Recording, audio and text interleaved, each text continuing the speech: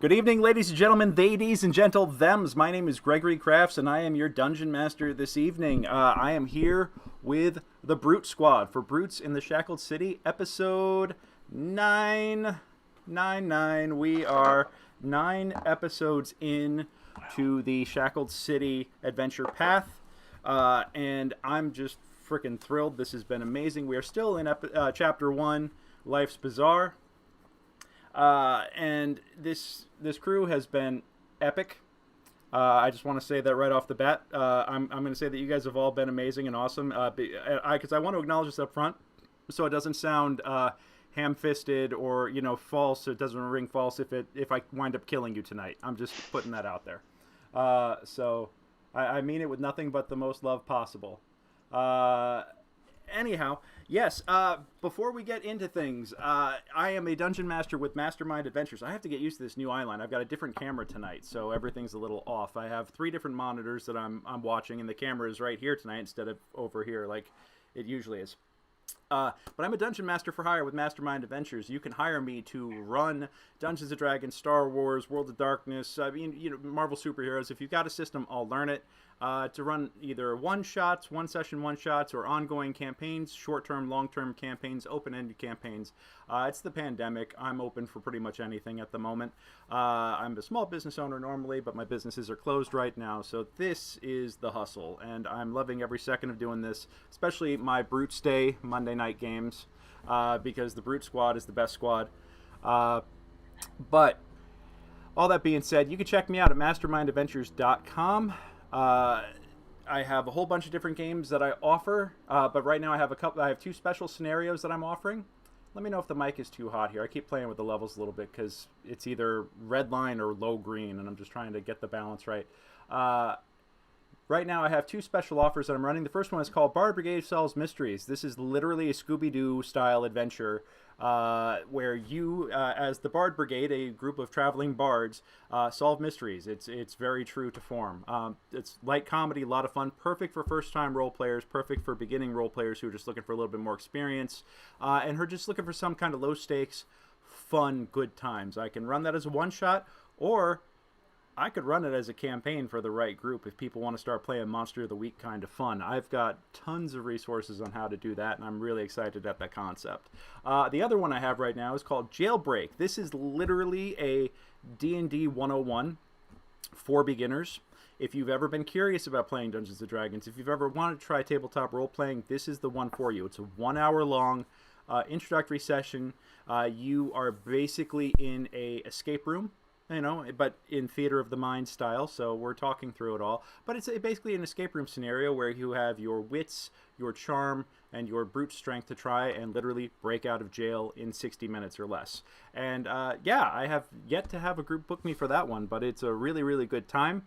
I'm very proud of my designs on that. I'm looking forward to unleashing it upon somebody soon. And let me also tell you right now, real quick, Being the holidays, this is the season of giving. I would suggest giving the gift of gaming. If tabletop role playing is not for you, you probably have somebody in your life that you know would really love this kind of stuff.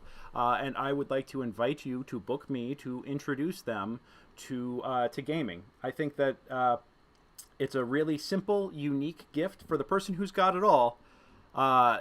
Don't bother with the material stuff. Give them an experience that they're never going to forget, and then they will have a lifelong addiction to buying, plastic polyhedrons and really expensive, nice hardback books. And I don't have any of my minis handy, but tons of little plastic tactical miniatures, tactical scale miniatures, or as my wife calls them, dragon dolls, because of course. Yeah, I never lived that down.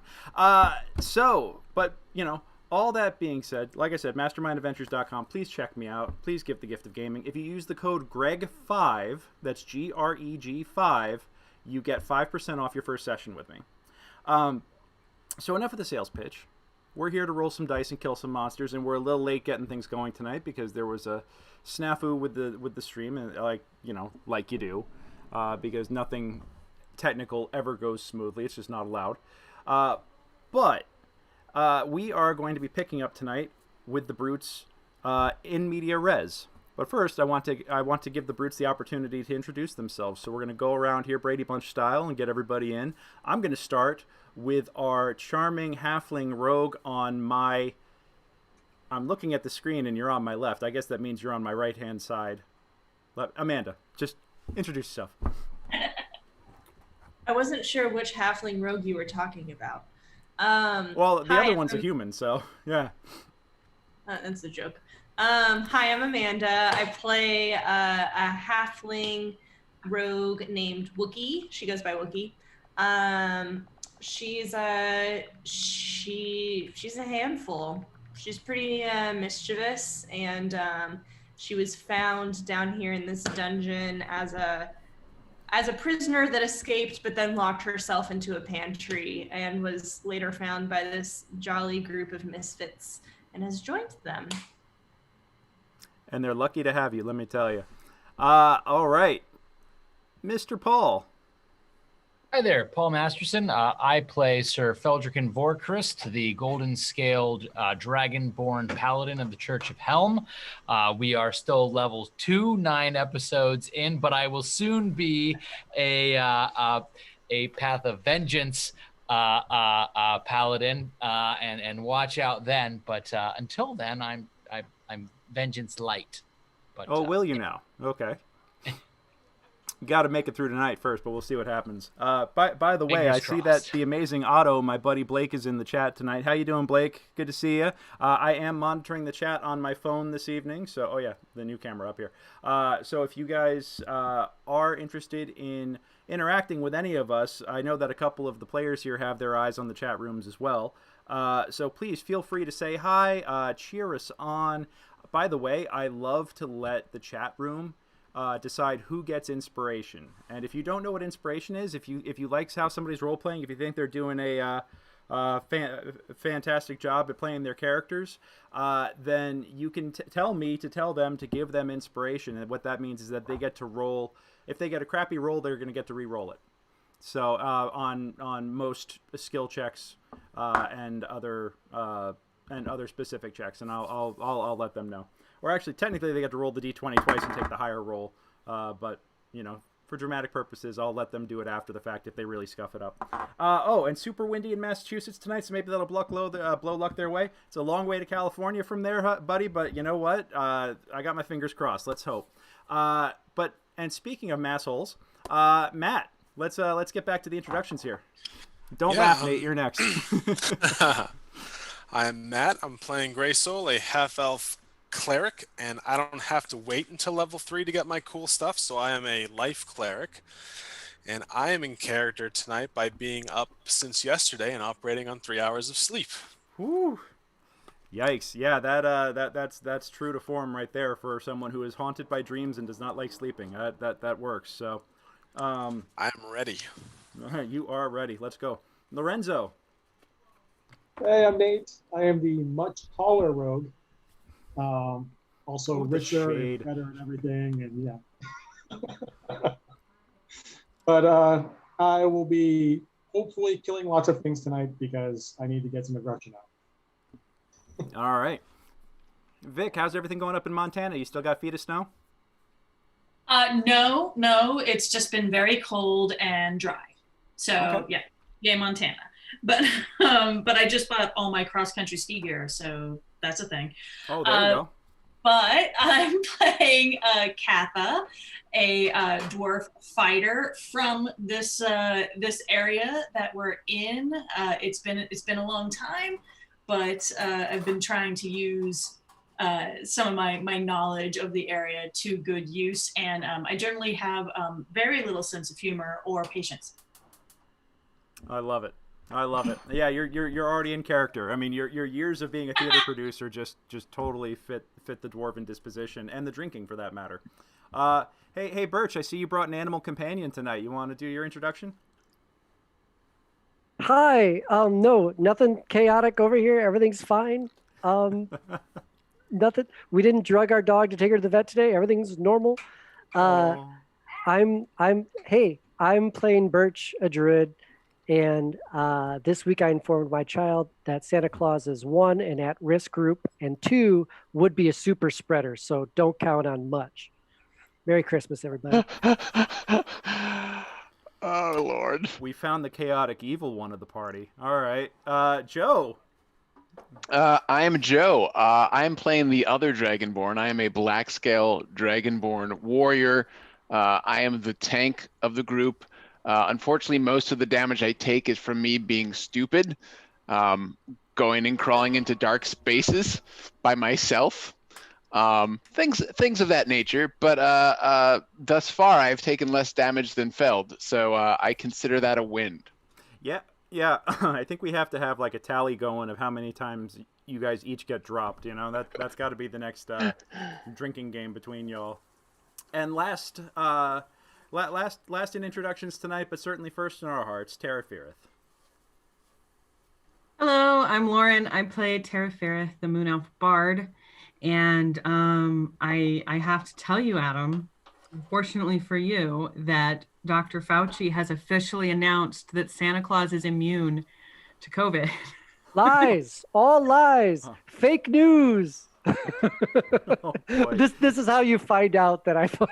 Oh my God, I can't even joke about it. But I'm also really interested in finding out if my character's suspicions about our Catha and Fario are correct. Oh yeah. That is an excellent question. I suppose we will get to that. That's our late night D&D session. That's the after game recap when everybody gets a couple of drinks in them. After dark. Yeah. Suddenly, I'm not so comfortable role playing these scenarios out. I just got more interested. Let's go. That's what she said. I'm a married man. All right. Put an elf on the shelf and let's see. CB says I put the elf on the shelf in an ICU ward, so I like that plan, Adam. So yeah, Blake's giving you a big thumb on that. Awesome. And as I said, we are about to engage everything in media res here. Just jump right into the thick of it. But does anybody want to do the recap of the previous episode and maybe start filling some folks in? Obviously not Vic. No shade. She just wasn't here last week, so she doesn't even know what's up yet. So I don't want to surprise her too bad. I mean, I could certainly make something up, but then you'd have to make tonight match whatever I made up, and I don't know if you want that pressure. Not this game. Not this game. I spent way too long figuring out how I'm going to kill you all this week. So, but yeah, go on. Yeah. By pure coincidence of my introduction, it just so happened that last episode started with Brick unconscious in a dark space, being choked to death by some sort of choky grappler creature underneath a stage because he had seen some pretty treasure boxes and went for them. foolishly. My friend saved me and recovered me, and we got out. We had been in this theater in this underground gnomish city. We're trying to, again, find and rescue these kidnapped / banished people. And in a total of 3 hours of gaming, we walked 400 yards. Had another fight. Well, we did some more. We did some more roundabout. exploring. We figured out we attacked not necessarily an innocent creature, but a defenseless creature who we left to die by himself per his request, who directed us towards the primary villains of this story. And we are now outside, I believe, outside the main chamber where we just fought a giant automaton and his handler. But there is a greater fight awaiting us as we just open the doors to the main room where we expect to find the primary horde of villains who have been responsible for these disappearances in the city. And where is Earl? We may have eaten Earl for sustenance. Earl is here. Earl is strapped and ready to go. Earl is our donkey from the Church of Helm. We've got high hopes. He's a mute. I guess we got. He's not knighted yet. He's got to earn. He's got to earn that. He's got to earn his man at arms. I guess it's He's a squire, right? Notes. He's a squire donkey. Well, he is not. He's not yet a man. He has to reach man at arms, then squire. Oh, yeah, he is not he's like yet a peasant donkey. He's like a he's a conscript donkey right now. All right, I like that. I like that. But after tonight, he will have songs told of his glory among the other stable animals. And do we still have all of our other NPCs? Yes. Yeah. No, they wandered. They conveniently, for Greg's sake, wandered off. I believe. Actually, buried. Felian stuck with you guys, and then you guys kept Keygan. So the only one who actually went off with Vic was Fario, which apparently was quite the scandal, according to Tara. So yeah, excellent. That's where that came. Okay. Yeah, so you took the cute blonde off with you, Vic. The dwarves got needs, man. Yeah. For the record, I have it as Earl the donkey. Earl the donkey. Noted. All right, so that is now canon that Earl is established to be firmly a donkey, not a mule, not an ass, a donkey. My apologies. Yeah. All right. Well, in that case, let's kick this into overdrive here real quick. I got to do some more mini photography here. I like how these look. I did a little photo session with an infinite background on my iPhone, shooting a bunch little portraits of my minis, and I've been using them for the cover photos. This is what I do because I can't draw. This was disturbing to all of a sudden see. Oh, you just noticed. Okay. Let's see. We talking about Quato, dude? Yeah.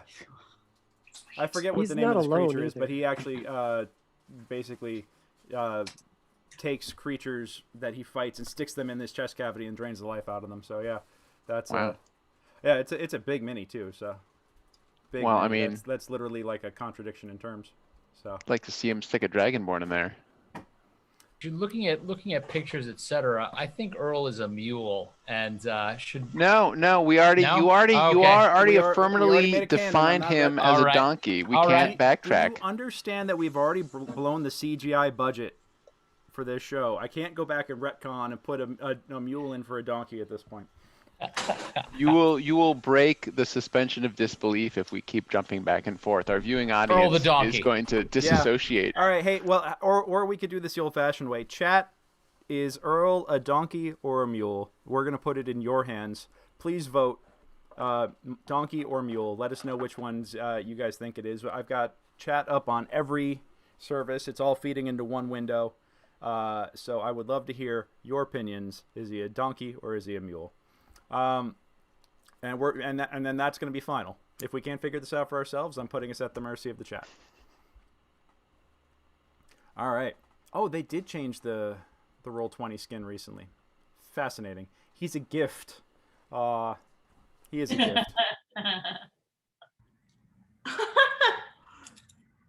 He is one fine ass. So it's too tired to play.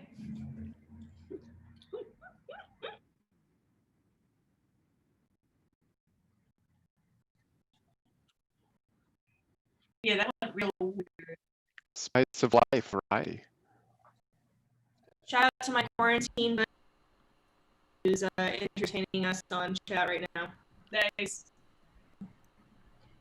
It has to be a donkey though, because when we initially acquired him, I was immediately reminded of the song "Dominic the Italian Christmas." That's right. Oh, I remember. That's right.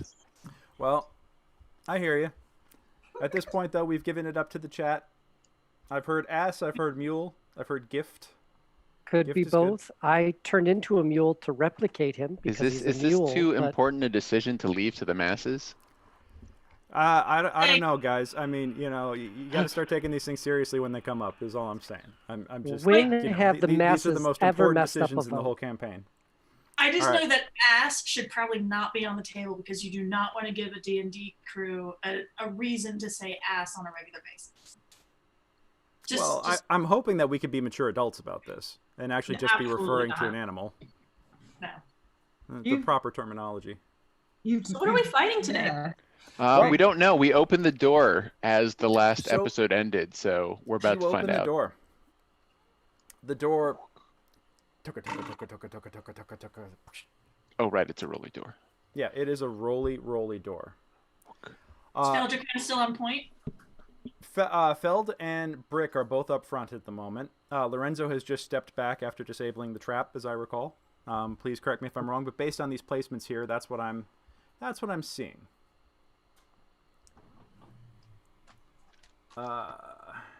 Hey, Feld, how are you doing on hit points? Leave that a sec. Just out of curiosity. I'm full. Oh, okay.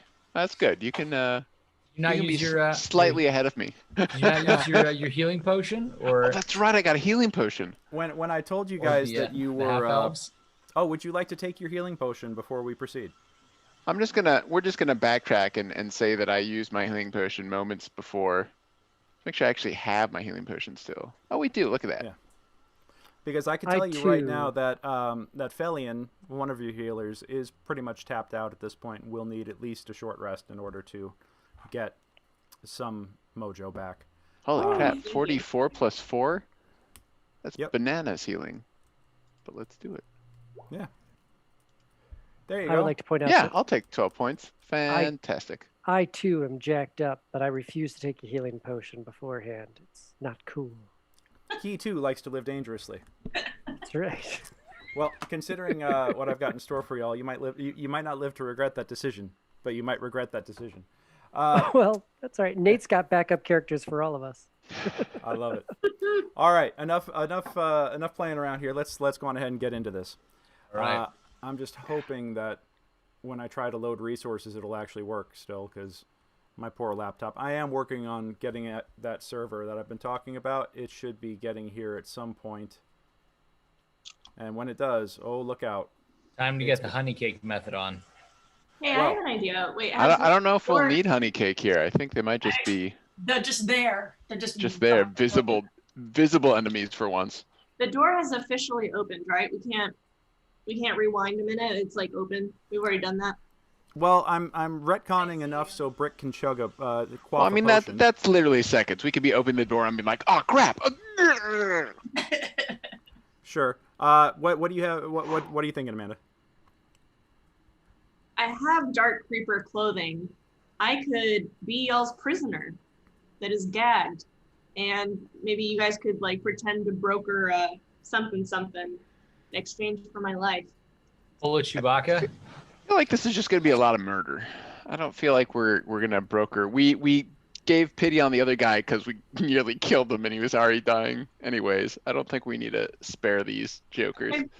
We just want to kill stuff. Okay. Yeah. That's Did you fine. see what this guy looks like? He's like got a. He Oh doesn't no, look that like the opening photo has nothing to do with. That's not what we're fighting. Oh I God, just- no. That's not what you're fighting. The stuff of nightmares. No. Yeah. Brick would Speaking- run from that. Speaking of retconning, have I caught back up with the group yet, or are you having me come in later? Ooh, that is an excellent question. I think if you want, we can say that you guys came up from the south end of things. You heard chaos and followed the sounds of it and have rejoined the party, which reminds me I need to actually drop you on the table here. Okay. Dare I ask, are we coming back with anything useful, knowledge, or physical, or were we just in a dark, shady corner somewhere? I mean, you tell me what you guys wound up Just doing. a secret between you two. I think we can, once we get out of action, we can, and you and I might need to just chat real quick during the break and get that established. Yeah, we'll get there. Yeah, but don't Do it. worry, I won't leave you out in the cold, I promise. Here we go. That's what I need. PCs. I need a Catha.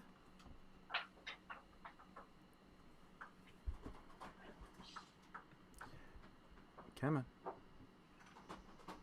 This is killing me.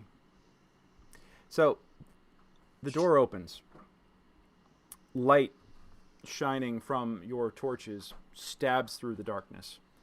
The ground glitters with what looks to be broken glass all over the floor.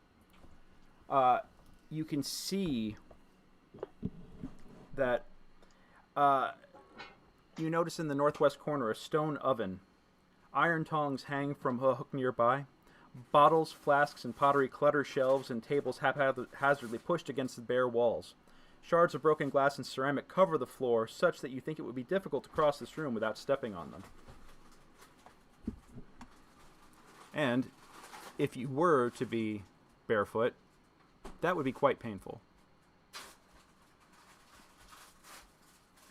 But other than that, you don't really see anything in the room.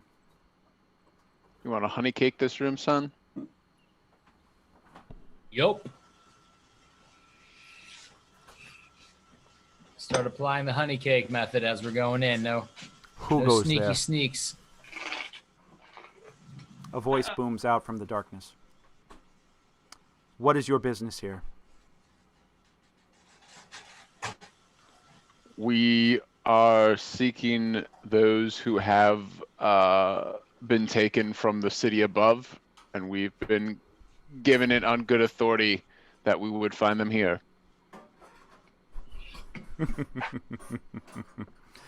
You won't. Do we have a sense of direction from where the voice is coming from at all in the room? It seems to come from... give me a perception check.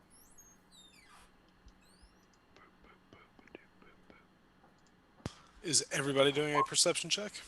Folks in the Bam! front in particular. Okay. This is a very small area, but oddly enough, the sound seems to come from nowhere and everywhere at once. Butts. Yep. Are you... I take it from your tone, you are with those people that took these children? I took them, as did mine, but they are not here. Their business is below. You seek Casmogen. And who is Casmogen?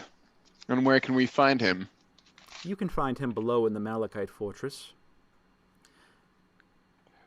If you hurry, you might even be able to save a few of those poor, unfortunate souls from the slavers' market. There's to be an auction this evening. So why are you helping us if you're the ones who took them? I have no loyalty to them. Them? Who is them besides Casmogen? Casmogen and his ilk. They paid me to do a job. They paid me well. But the terms of that deal were very limited. They don't require me cleaning up after his messes or dealing with anyone coming to seek for what I took on his behalf.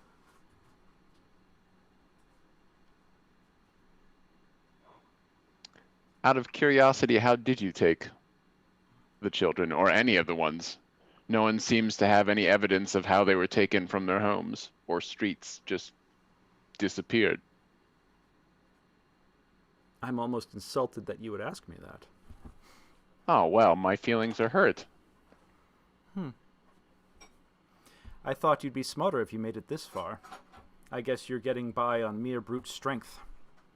Yeah, some of us are. I would suggest going away now. My patience wears thin.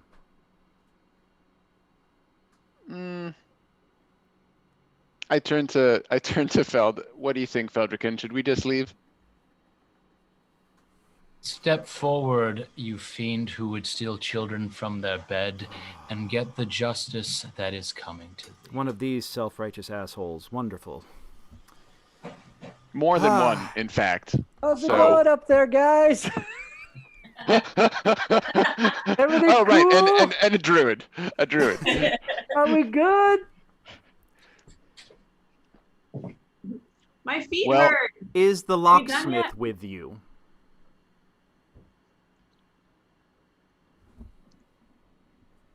Answer me truly. Why do you care for the locksmith, you who hides in shadows? Oh, I don't care for the locksmith, but he might care what I have to say next. You will get the message to him. Keygan! Keygan! And this sound suddenly starts to boom out throughout the halls. Keygan, this was not part of our deal. He is my prisoner, fiend. Oh, your prisoner. Yes. Keygan, I have someone that you might want to, that has been looking for you. And here at the end of the hallway, step forward, shine your lights. Shine your lights just a little bit. Here we go. Do either of us have a light source on us, Feld? I I don't think either of us are carrying torches. Yeah. Ah, I have one Who's- behind you. Who's got Yeah, who's one- got a torch? Someone step up here with us. I think Lorenzo's right behind us. Yeah. all right. Well, regardless, at the end of the hallway, you see a match strike, and you see a dark creeper, and the dark creeper stands there wrapped in his almost mummy-style wrappings. You see in the light the glint of a dagger pressed up against the throat of a young gnome. This young gnome's hand is bandaged, and the bandage looks to be soaked through with blood around the pinky.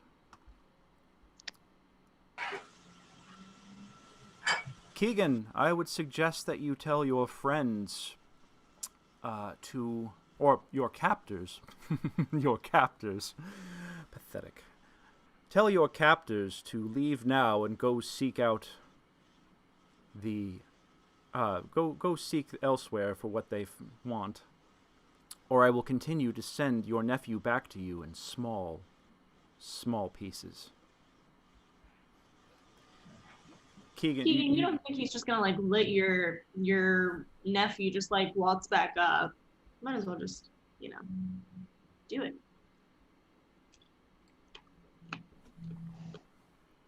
I don't think that there's like a way that we get out of here where your nephew just gets to be free. Also, what's this deal he's talking about? the deal? Yeah, the deal.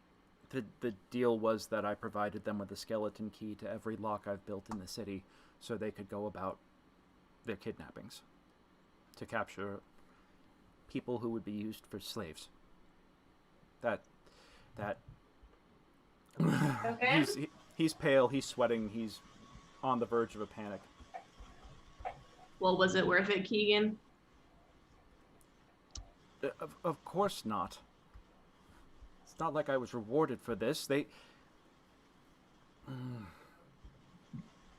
I turn to Feld and I say, you know, in the interest of time, I think the needs of the many outweigh the needs of the few. And if he's telling the truth, we should probably get to the Malachite fortress now.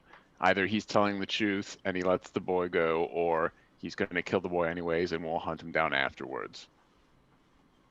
But he certainly is suggesting that he's willing to play a waiting game if we go, and there are other people to be rescued. So This guy's a thug. He's just waiting for us to turn our back so he can stab it.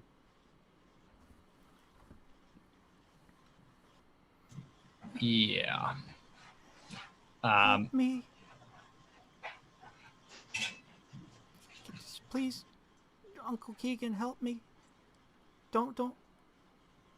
This one here in the middle is the one holding him, correct? That is correct. And that is the only creature that you see at the moment. I like the way he I mean, there's got to be more. Yeah. But... And this is a smaller room that's been pancaked. You guys haven't pancaked because he started talking the minute that you guys came through the door. All right. Well, I'm going to start pancaking. As we're talking, you're just like, Yeah. Go on, tell me more. Murder that you, kid. As you stick your mace into the flour and honey, I was about to say Howard and Flour, Funny. honey water. Yeah. As you stick it into the mixture, a fog mysteriously rolls into the room. The room fills with fog that is incredibly thick. Do you still have your flame breath weapon? Yep. You can steam it. Assuming it's not magical, you could steam it away, ideally. Brick, what is your AC? 18. 18. That is a hit. Oof. My friends love it, certainly. Oh, you And mean I I'm need you taking to make damage? I I need see. you to make a Constitution save, please. Do I have to? Oh, this'll, yeah. Okay. You take 10 points of damage. You take 10 points of damage as a short sword. You feel it slip between the plates in your armor in the darkness. Bonk. Let's roll some initiative. Wow. I rolled a natural 1. Disappointing, Brick. Disappointing. Alright. There we go. That's better. Greg, am I rolling or am I just coming in last no matter what? I will say that you can roll, and you're just going to be coming up at the tail end here. You're running up on the combat that you've heard. So, let's see.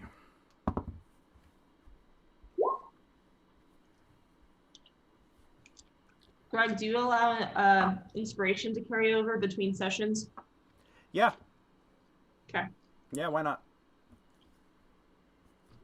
And one of the highlights Greg posted showed that I got a inspiration I totally didn't write down. So I'm like, oh, hey, all right. Yeah, I was still holding on to my inspiration. Yep. I think I have There's a one. button on the character sheet where you can put it on there. So who got over a 20? Oh, that's not good.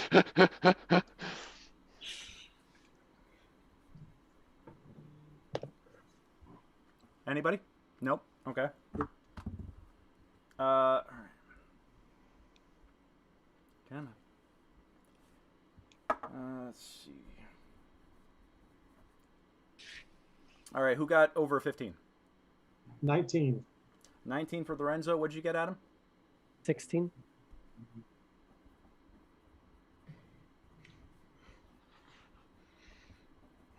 All right. All right. Let me see. Who got over a 10? Brick got a 14. Wookie got Anybody else? 10. 10 Wookie. All right, and who got over a 5? Catha got 7. And what'd you get, Lauren? Bear got 6. And then both Feld and Gray Soul are at 5.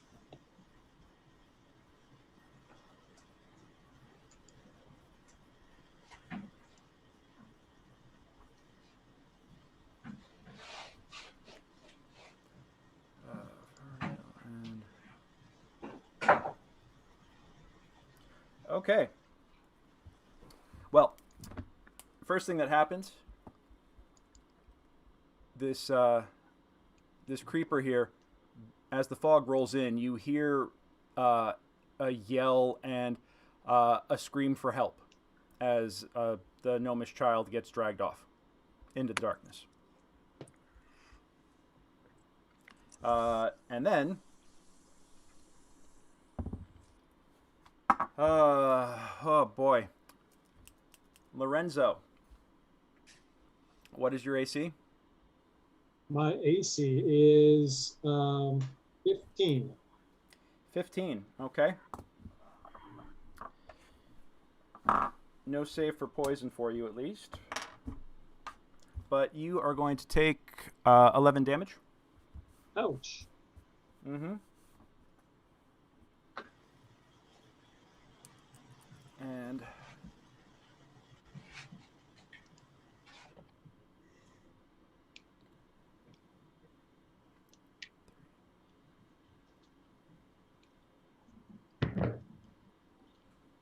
okay. Let's see. And then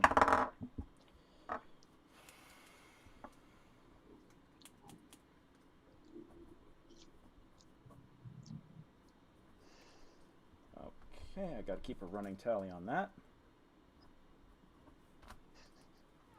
As you guys are in the room, you feel something kind of jostle, and you realize that the glass beneath you is shifting.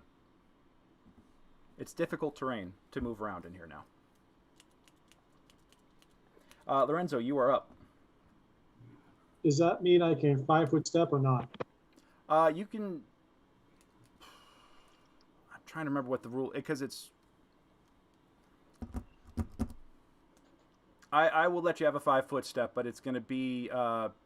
it's going to cost you 10 feet to do it. So you can't just 5-foot step. It's going to be a move. All right. I'm going to move right over here. Okay. If I can. And then something hit me pretty close here. Can't be behind me. And it hit you too. So it's either in front or to the side here. I guess I'll try to make an out attack the nothingness. Did those of us in front hear anything as to where the motion or the attack came from? Brick and Lorenzo, it came on your left. If you're looking down at the map the way we are right now, it came on your left-hand side. All right. But you get the impression that with the glass, in addition to feeling the glass move, you actually hear it clattering around on the ground, creating a lot of noise. It almost sounds like figures' feet are stepping on glass, but it sounds like it's coming from everywhere at once. So it's actually very difficult. Plus, with the obfuscation because of the fog cloud, it is incredibly difficult to make any sort of perception. But if you guys want to make a perception right now, I'll let you have a shot at it to see if you can detect where he might be. I'll look around to see if I can find it. I'm going to roll perception. Is there any sense as to... Oh, yeah. Hey. Feld, he's behind you. He's behind me. So to my right? Or because I have... To your right. Because, yeah. Yeah, you get the sense that this creature is behind you somewhere.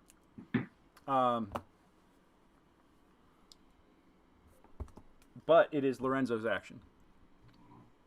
And Lorenzo does not have the same insight that you do. My ball bearings, one of my bags here I packed, and I'm going to scatter them all off to the left here. All off to the left? Okay. Yep. So in this 10-foot square right there. Okay, in a 10-foot square. Got it. All Yeah. right. That way, anything that goes in there has to make a save to not fall down. Okay, do you mind? Let me get on the draw shape. So it's kind of like this area? Yes, exactly. Got it. Okay, so anything in there has to make a saving throw of what or fall prone? It is a dexterity save. Dex save, what's the DC? I'm looking that up because I just pulled it up in here, and it said 10. DC 10. And if it fails, it falls prone. Copy that.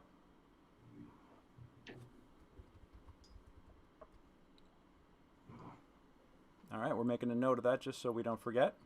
And at that, I will hide as my bonus action. All right. Oh boy, we're going to have a submarine fight here. Run silent, run deep. That's right. And so there is still. Keygan.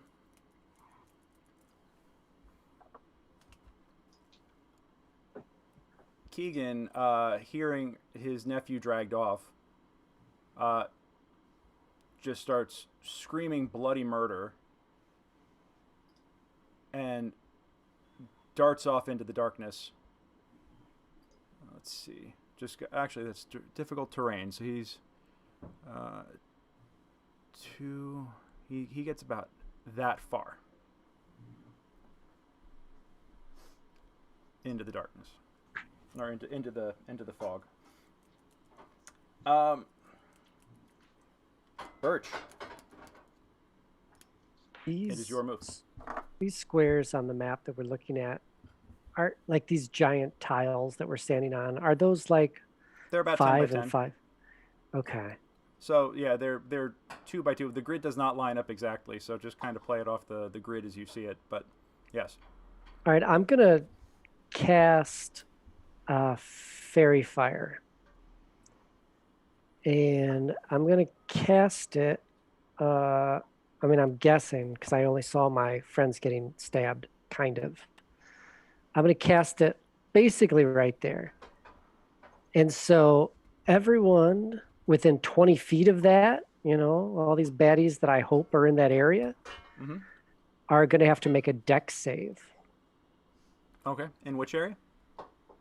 Oh boy, 20 feet of about right here. 20 feet of about right there. Yeah. It looks like it would almost get the whole room. Yeah, it basically almost gets the whole room. It's almost like a 1-to-1 with the fog cloud happening right now. Aha. Yeah.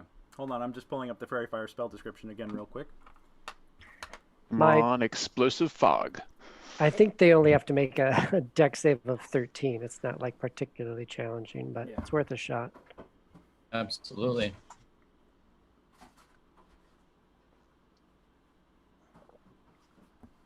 Yeah, you don't see anything highlight. Oh, really? Yep, sorry about that.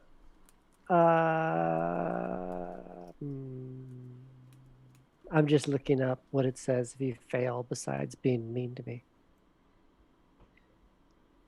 Yeah, no. All right, cool. All right. We now have Brick. Is that to the southwest of me? Is that a doorway? I obviously can't see it now, but when tunnel. Okay. That is a tunnel. And what's visibility is what, like a foot or something? Basically, yeah, it is. Your visibility is incredibly limited right now. Everything is under heavy obfuscation.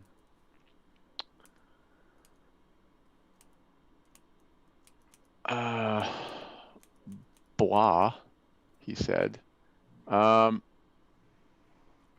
guess I'll just delay my action until I see something that suggests it's worth attacking. Okay. So if I see the gnome get whacked, I'll lunge somewhere. Feld, what's your AC? 19. 19. Wow. Okay. Yeah, you lucked out. You actually feel something clang off the back of your armor. Oh, Greg. Off the so to my back right would Yes. be okay. Quick Yep. question, Greg. So when you mentioned the glass was moving, so it's not like the room is shaking, the glass is shaking with it, and it's not like the glass is moving from people walking on it. The glass itself is The glass itself is vibrating. like And you hear all right, like a loud and clattering. it's not coalescing anywhere. It's not moving. It's just sort of shaking in place. Funny you should mention that. Give me a perception check.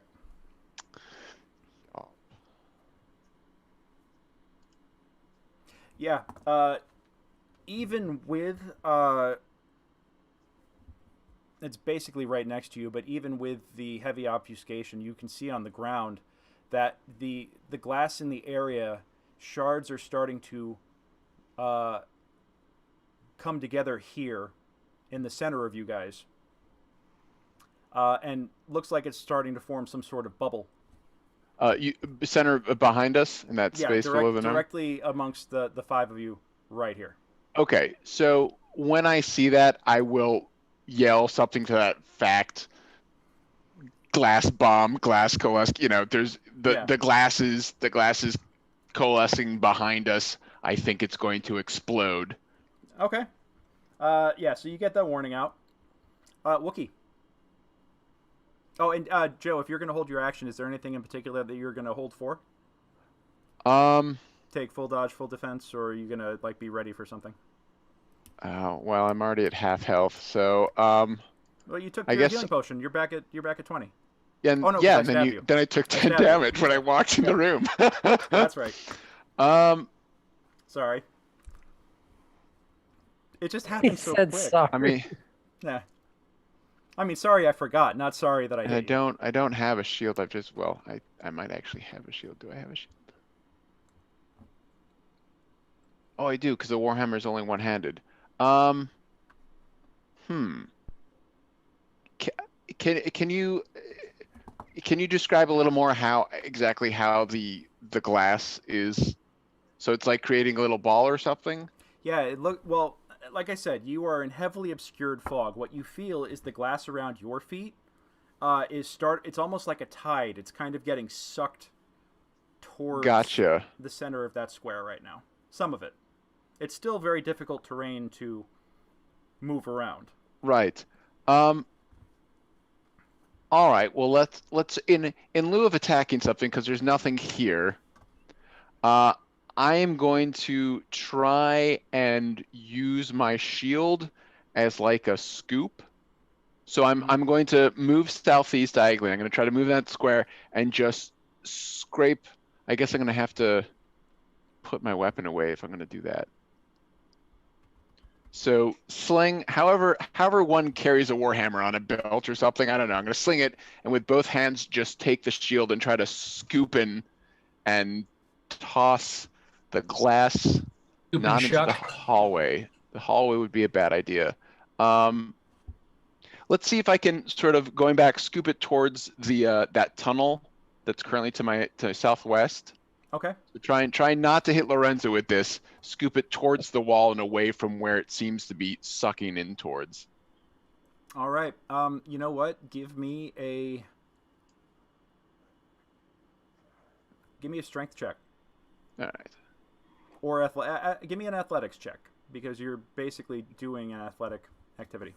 All right. With this. Bonk. Boo. That's with a +5. All right. Well, you know what? You actually do manage to grab some of it and scoop it back. The area where you're at is kind of like the edge. Oh, well, now you're standing right on top of it if you move there. So if you're throwing it... Well, I assumed I had to step in if that's where it's coalescing. I want to get in there and scoop out the guts.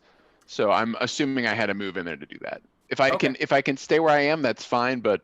No, if you're moving there, you move in there. All right. Yeah. So, I apologize in advance. I told you I take damage for doing dumb things, so I'm character within my character. All right. You actually do manage to get some of it, and you manage to fling it out. the crazy thing is that you actually, before you fling it, you don't hear it hit the ground in the direction that you throw it in. Lorenzo, you actually see a whole bunch of glass go flying right by you and stop and freeze in midair. Okay? Oh, no bueno. Yeah. All right. Wookie.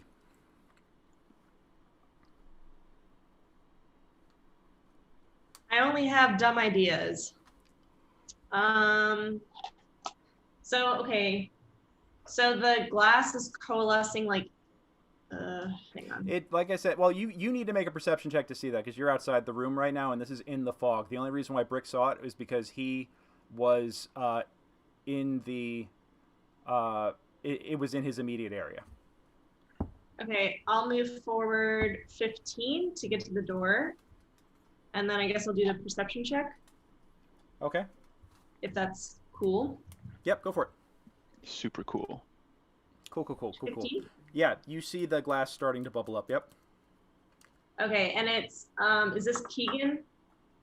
Keygan is. Well, Brick is directly in front of you. You've got Graysoul to your right. Tara's right behind you, and that's Keygan in the front. Yes. Keygan. Okay. And then the glass thing is in front of him. No, the glass. No, the glass thing's like on Brick me. is on top of the glass bubble that's coming up. Okay. All right. Well, okay, then I won't do the really dumb thing that I was thinking of doing. So Thank you. I take out my dark creeper outfit and I like consider putting it on for a second, and then I'm like, and then I just like start like flapping it wildly to try to disperse the fog in front of us. Okay. Or more so in the direction of I guess Brick. Okay. Birch, did I skip you? No, he you just did his evaded flame. my fairy fire. Oh, that's right. I evaded the fairy fire. Okay, that's correct. Sorry about that. Catha. There are like 100 of us in the party now. Yeah, so- I know. It's killing me. Catha, as you and Fario come running up the tunnel, here you see Felian and you see Earl. In this room. Actually, yeah, Felian is actually, you see him half. How do I describe this? You see half of him, like as if he was bisected. He's half visible, half not. You're muted, Vic.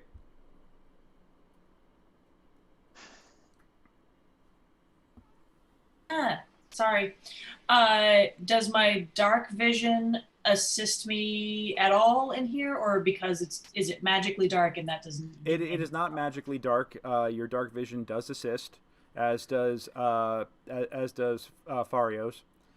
You guys are coming up. What you see is literally as if there was like a line where he's here and then he's not. Okay. And he's standing in the doorway. He's standing in the room ahead, and there's Properly. no door. The hallway just opens into a room. Okay, and he sees you guys and says, "It's an invisible field. Just come on. There's trouble." Okay. And I go. All Yeah. So let's see here. Now might be a really fun time to try out this thing I have that I've never used before. So I've developed blind fighting. Oh yes. Yeah. Ooh. Yeah, you and I talked about that like a gazillion years ago and we haven't had a chance to use it. No. How do I use it? Oh my god. Okay. Because in my mind, it's basically like, here comes the great axe, and I start swinging in a circle. Like, that's basically what I have in my head. Well, no. The thing is that having fought in tunnels for years and years, having been trained, actually, your parents, who are dwarven defenders in their own right, taught you from a very young age to not need your eyes to fight. You rely on sound. You rely on just feeling the air around you. You fighting in dark enclosed spaces is totally your jam. Okay. So essentially a whirling dwarvish. Yeah. Yes. So then, am I using?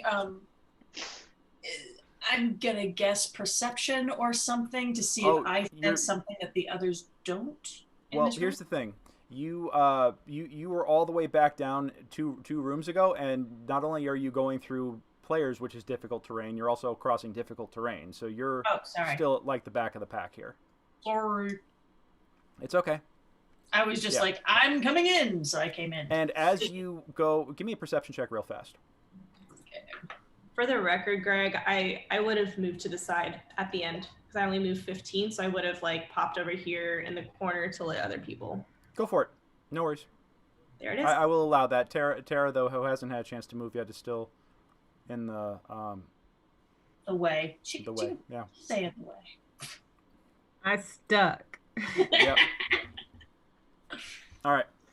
As you, by the way, Catha, as you land there, your perception check, you sense that you actually moved into something because you look around, and it's just like the hairs on the back of your neck stand up, and you turn around and you see this gigantic silver metal monstrosity with two giant drills for where the hands should be directly behind you. And it wasn't there a second ago.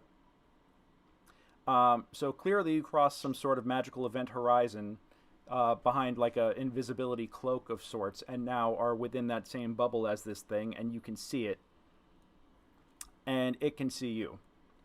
So it is animate. Okay. It is not animate at the moment, but there is a single red light on the top of it that is on.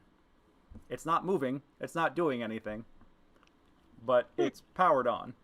So let's see. I can see. Oh, and you know what? You also sense that there is a dark creeper in the wall here. Huh. Yeah, and there's another one of these tunnels, and it's just hanging out there.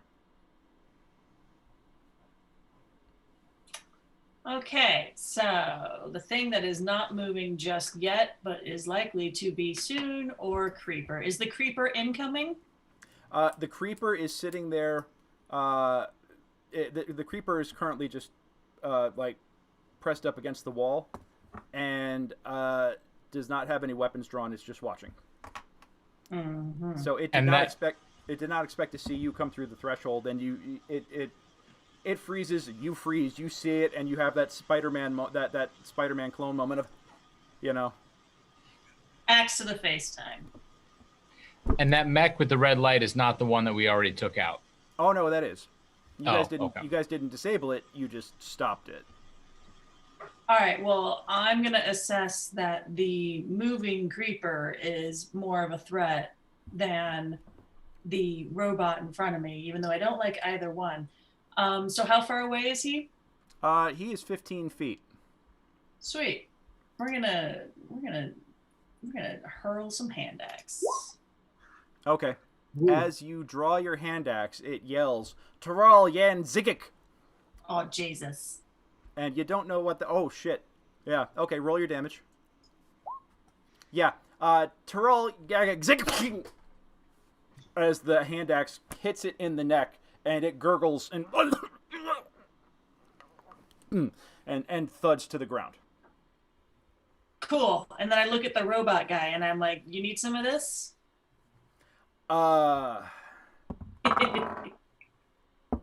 You do hear gears starting to turn inside of it. That's a yes. Affirmative. Apply hand axe Affirmative. directly to skull. Let's see. I don't have. All right, Tara. Left the mech alive. Sorry. I'm gonna mute myself again before I choke to death. Please don't choke to death. Okay, I'm going to move myself over here through the door.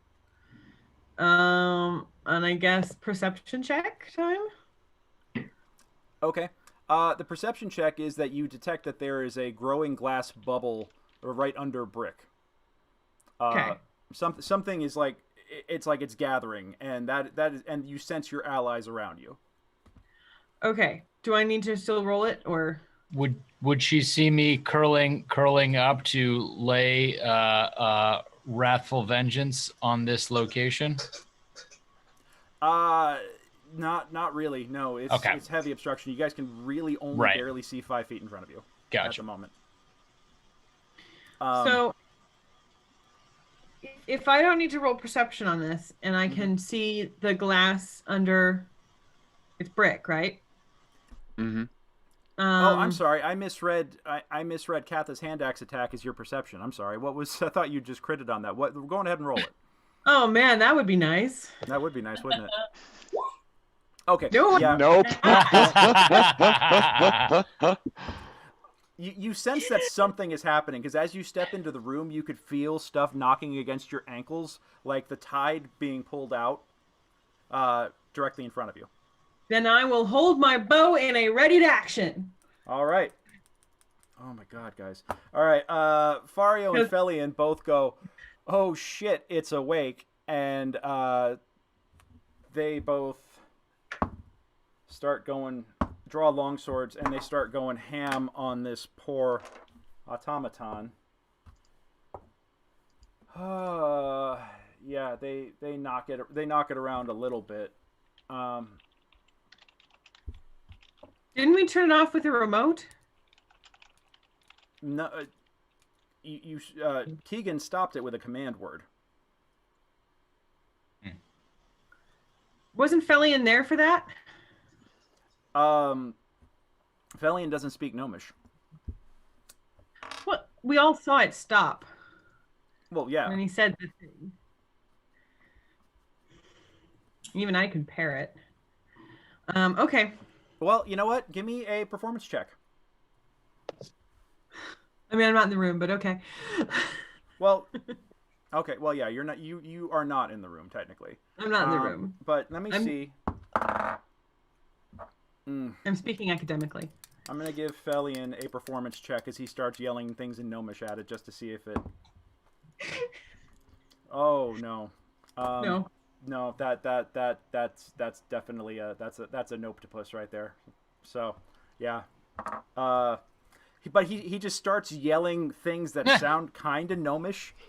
But it could be like, for all you know, he's offering up his mother for all kinds of untoward things. I mean that's like, you don't know what he's saying and he doesn't know either. He's just kind of Clot to Verata necktie. Necktie. Yeah. All right, but both of them going ham on it definitely get some of it down. All right. Feldricken. All right. Attack roll with disadvantage, please. Okay. All right. Come on, baby. Let's see, that's going to be an alt. Shift. Why is it not? Let's see here.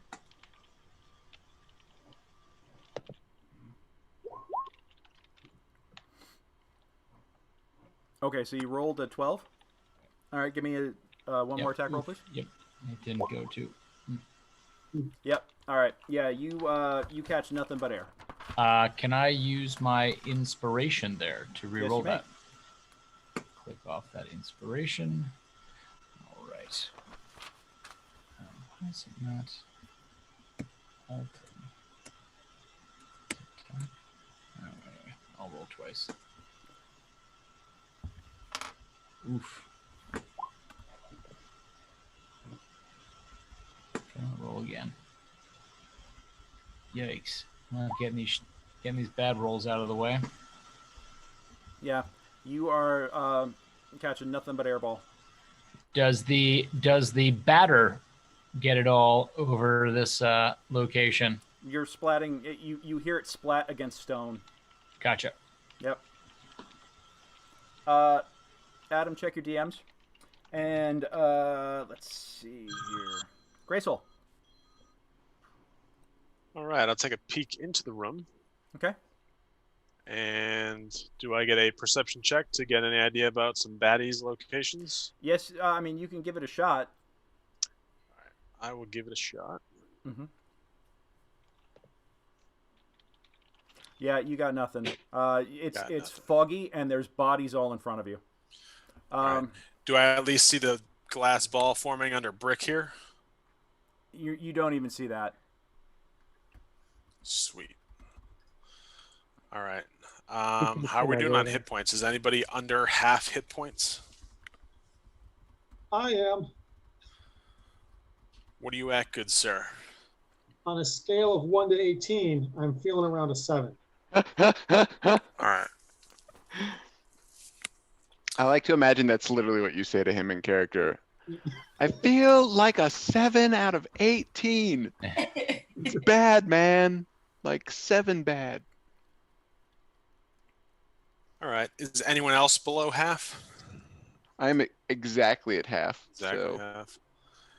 Now, I'm like, probably going to Channel take a. Divinity, is that a one-shot kind of deal, or can I do I have those 10 points to dole out over the course of a rest period? Oh, geez. That is a question that, because you're I'm using looking at your it, life and domain. I'm not... What domain is it again? Life domain, preserve life. Looks like it's as an action, so I'm guessing I can use it once. Yeah, I think it's just a one shot. Yeah.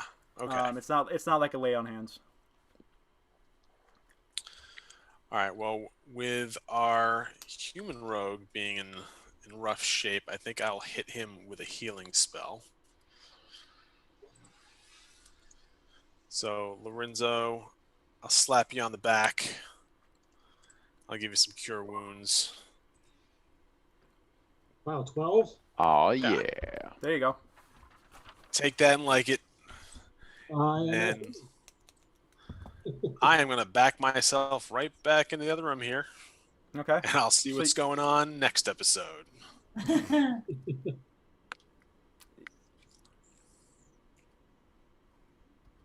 All right. You hear down from the end of the hallway. You do hear the cries for help getting further and further away. That's the first thing. Second thing. Map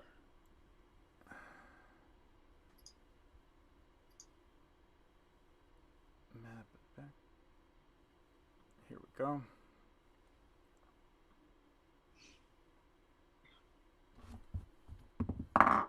Nope. Nope. Feldricken, you actually do feel something else bounce off of you.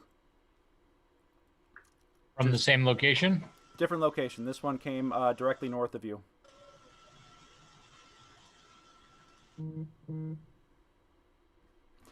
Okay. And does it feel any different than before, or no way to? No, well, it felt like somebody was trying to stab you, but you've got good armor, you know. So Yeah. My shield is catching it. yeah. Good luck finding this guy, though. His hide checks in this fog are insane. Okay.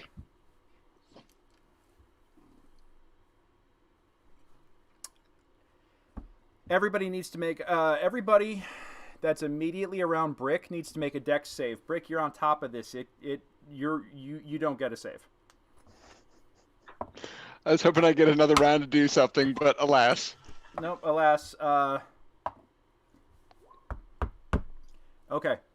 Feld, you make your dex. Lorenzo makes it. Lorenzo, do you have evasion yet or no? what? Evasion. I don't think I have that yet. Okay, yeah, you're only level 2. I think it's like a level 3 or 4 ability now. Birch just matrixes. Let's see. Let me go see. The glass, the glass burst. The bubble of glass burst, shooting shards outward in every direction. Everybody within 5 feet of it is making a dex save right now. Lorenzo, Feld, Birch, you guys take 1 point of damage apiece. Amateurs. Keygan's going to take 2 points. Brick, you're taking 4. Oh, all right. Well, that was not as bad as I thought. Oh, just wait. It will repeat. Oh. What? No, it won't. You're incorrect, Greg. Dungeon Master it will not. Well, I mean, just kill this guy faster then. What did I do with my? I thought maybe it was gonna like morph into a golem or something. So I guess this is the better of the Nope, two. it's basically a glass bomb. Although surrounding you guys, enough of it came around that it's no longer difficult terrain this round. Nice. So, Lorenzo, you are up. All right. I'm going to move 5, 10, 15, 20. Where? Hold on. Show me your end position. I was being right Okay. here. Freeze. Go back 2 squares. Oh wow, no. Go back. You go back 1 more. Yeah, you run into something solid and unyielding. Oh. In that case, as I hit it, I'm going to take out my rapier and just stab right in front of me. All right, give me a d20 or give me an attack roll with disadvantage, please. It's a shift, I believe. Nope. Control. There we are. 12. 12.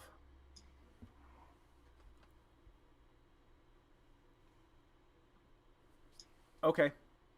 Yeah, you hit air. But you could tell that whatever this creature is, it's directly in front of you. Yep, and I will yell, I hit something over here. All right. Someone can get it. I'll keep on yelling like, it's over here, it's over here. Get it. Oh my god, it's going to kill me. You get stabbed for 6 points of damage. It retorts. Man. It did. You deprived it. You didn't take the sneak attack at least. I'm just saying.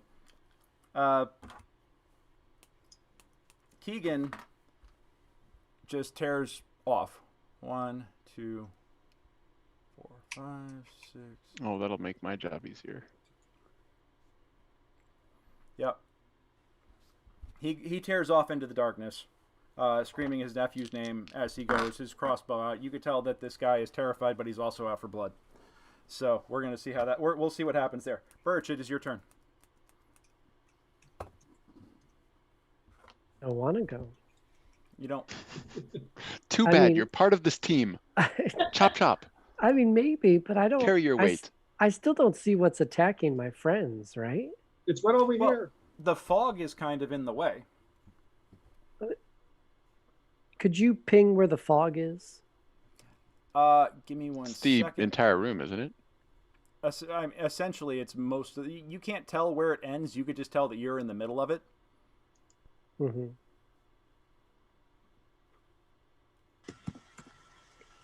I mean, because I haven't been attacked. So there's really no way that I could know where this thing is. So I guess I'll just chase after our gnome friend for fun. And I can go full speed at the moment. Yeah. 5, 10, 15, 20, 25, 30. Do I Alright, see you anything? emerge from the fog. Okay. Yeah. Looking over my shoulder, do I see any bad guys that I just left behind? No, you see fog. Cool. And looking ahead, do I see any bad guys? No, you see...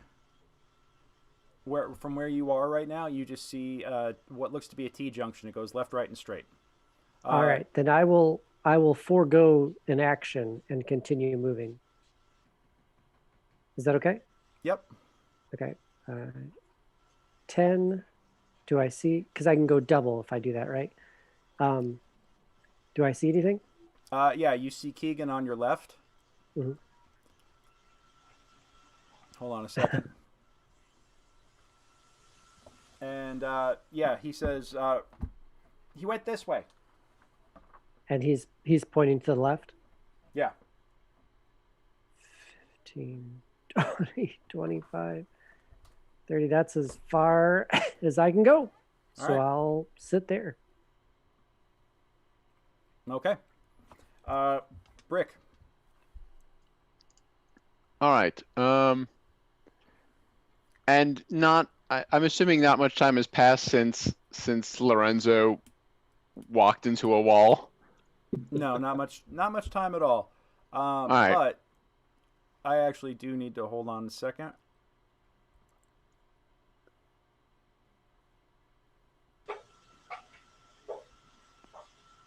All right.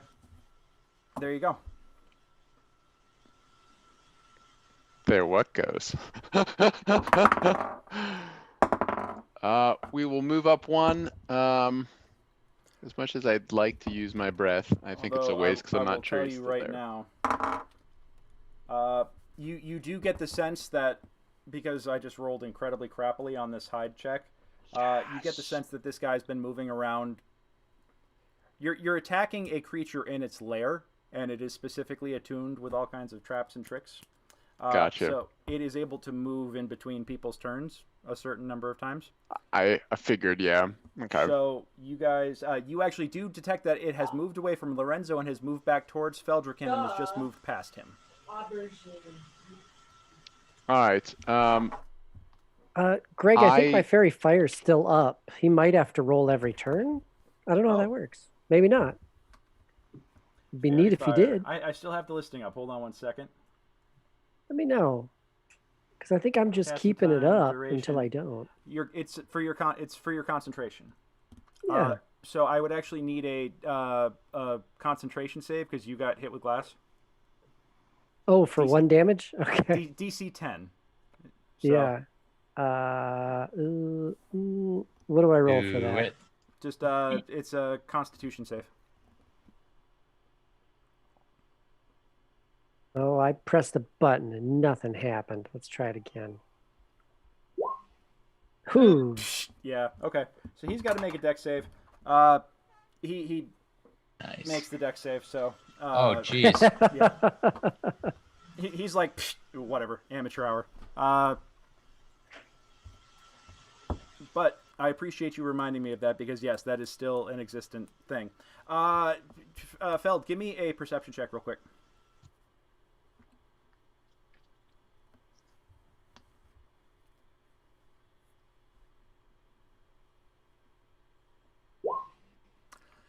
Yeah, you actually do feel this guy come right by you. He is within swinging range.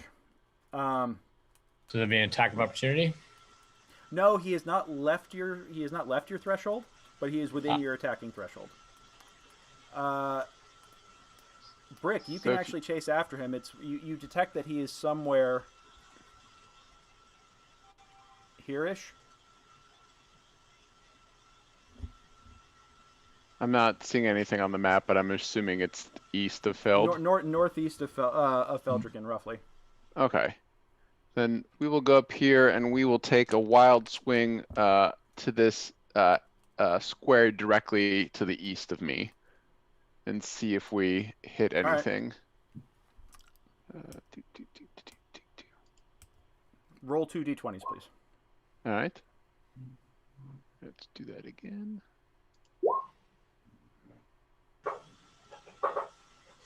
You connect. Hey, Roll your let's damage. do some damage. He Are only you takes swinging 5. one-handed or two? Just one-handed.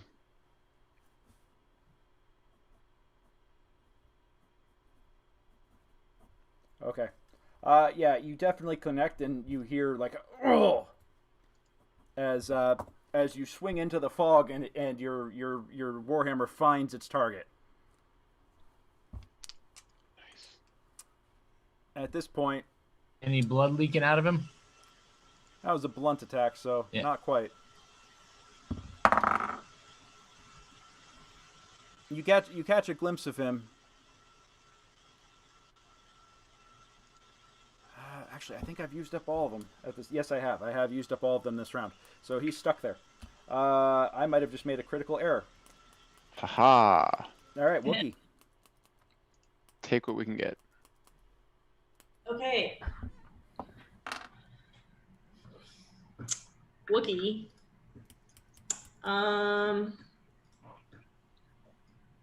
Moves here. And then she's going to dash further. So she's going to go another 5, 10, 15, 20, 25. And then she also can...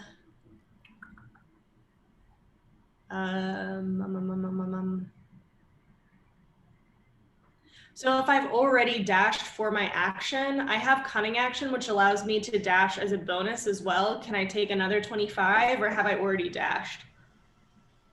I guess it means I already dashed, so I don't think I can really do. You can do a double move and then a dash. You can do a double move and a dash. Damn. But that's what a dash is a double move, right?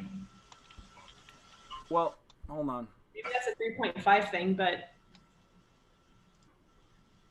dashing is moving twice your distance. Dashing is a bonus action, so doesn't count as moving twice. Something I only do in a one-horse open sleigh. Hold on a second. You guys are challenging all of my knowledge. Here's the thing. I sat and reread the rule book on the basic, the whole basic set again over the past week just to make sure I was getting all this stuff right. And I'm kind of glad I did, but just trying to keep everything straight in my head right now is really, really, really difficult. But yes, you can move 3 times your speed basically with the dash because you can move again as a double move, and then you can move your single movement one more time. Okay. So It looks like, yeah, you can move, dash, so and dash again. You could move Wow. 75 feet in one turn. I mean, okay. Speed racer. I will accept.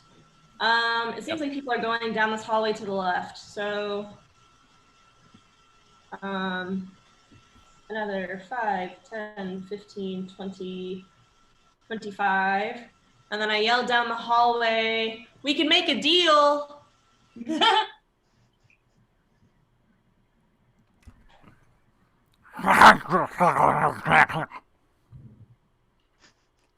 Nice. We're back to this. He was speaking common earlier, I thought. That's not him. Different guy. Yeah, this is you're chasing the minion right now. Yeah, and I guess I can't see him, right? It looks like the dynamic lighting's a little weird for me, but would I... You heard a response come from this doorway on the left-hand side, somewhere beyond the doorway. A doorway. Okay. Doorway. By the way, at the end of this hallway here, I want to point this out. This is a uprighted table that you guys see in the dim light. It's a table that's clear, it's a man-made barricade. Okay. Obviously set up to keep all of like the legs and the braces are on your side.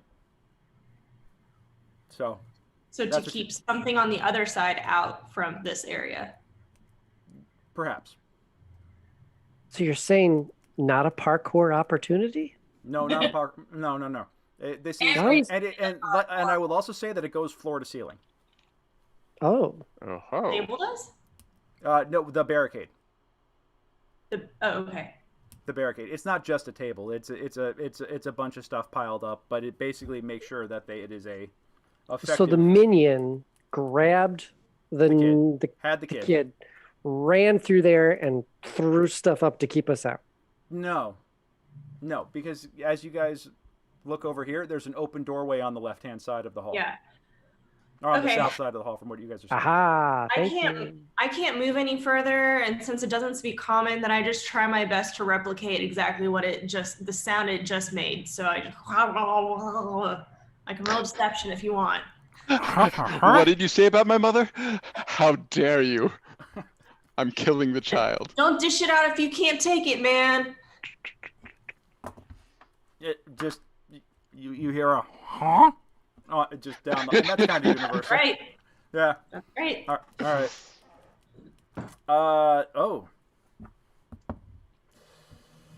Oh boy, the automaton is going to retort on our poor heroes out in the southern hall because I don't have enough points of combat happening in one fight.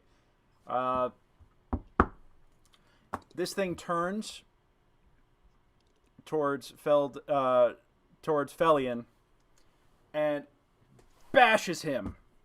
Hey. Viciously backhanding him against the wall. He takes the brunt of it. It doubles him over and slams him into the wall, and he slumps down.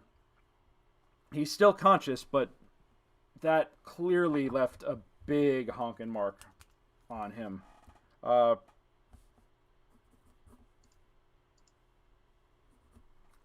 And then Fario, the same thing. It comes up and punches him directly right in the face, and just, dude, the fact that I'm rolling it against these guys instead of you guys is just like y'all are soaking up all my decent rolls right now. You're NPCs. I was gonna say only I get to do that to the NPCs, but go ahead. Actually, Yeah. go ahead. All right, Catha. Well, I think that's pretty much what I shout. You literally watch this thing just rock'em sock'em robots both of your boys right in the face. Yeah. Hey, only I get to do that to my NPCs. Thank you very much. All right. It is just within, because I can't see. It's just like one square away from me, right? It is. How come you can't see? You should be able to see. I don't know. Or you know why? Because I just gave you because it's a brand new token and I forgot to give you vision. So hold on one I second. have dark vision anyway, so there. Yeah, you should. I need to enable this by default on this tabletop. Sorry about that. Dynamic lighting. Come on, load up, please.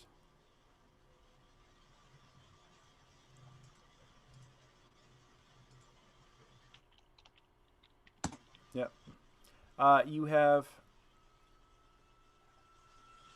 Come on. If I double click this too much, it becomes laggy.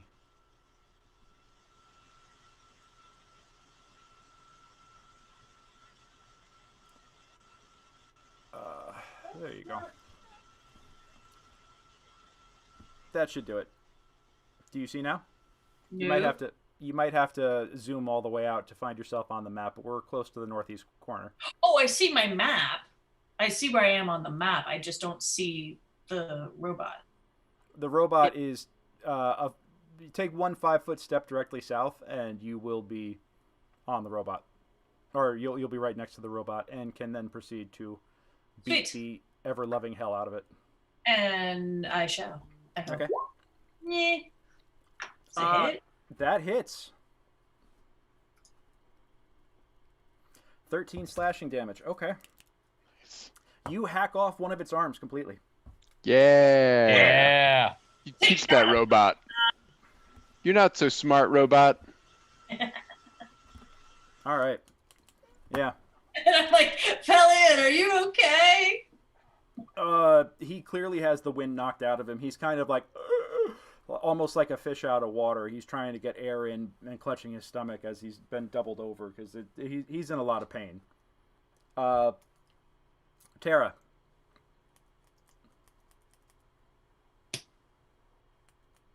So, this thing in here is still alive, yes? Yes. Okay. Do I need to do another perception check? Yeah. Okay. Let's see if I see anything this time. Nope. I will hold my ready to action. Okay. Something comes at me. If Yeah. something comes at me, I'll shoot it. Okay. All right, Fario and Felian. Nope. And definitely nope. Yeah, they both get up and try to mount some weak offense on this thing, but they just don't have their wits about them because they both had their clocks cleaned and they both land shots, but they seem to be largely ineffective. Your axe, on the other hand, has been clearly having a very good effect. Feldricken, you're up. All right. Am I rolling with disadvantage again? No, I'm going to give you a straight roll on this. Okay. Let's see here. Ho ho! All right. Roll your damage, please. And I am not messing around with this guy. Does he happen to be a fiend? He is not a fiend. All right. I am going to introduce him to the joys that are divine smite. Oh boy. Because he has pissed me off. Let's see here. Where is it? Actually, I should just be able to in here. So roll.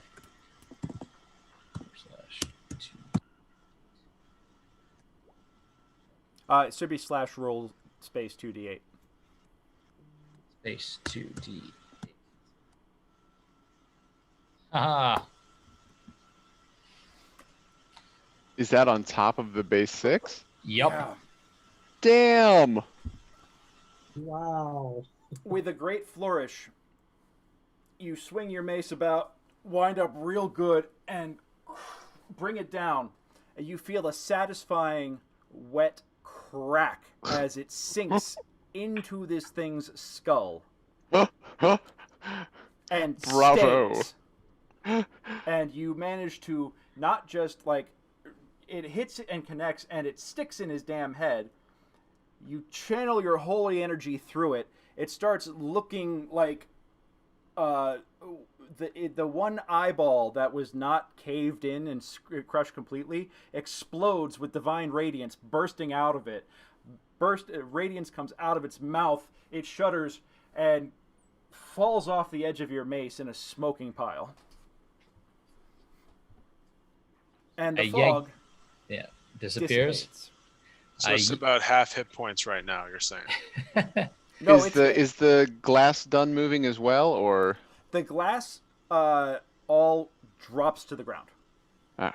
Excellent. I yank my mace out of its head. I say, "No mercy for the wicked," and I dash down the hallway towards the sound of the fleeing towards our gnomish friend. Okay. Now, is that normal movement, or can I? You can do it. You could do a normal move because you did your attack this round, so you got. Gotcha. Yeah. 6. There we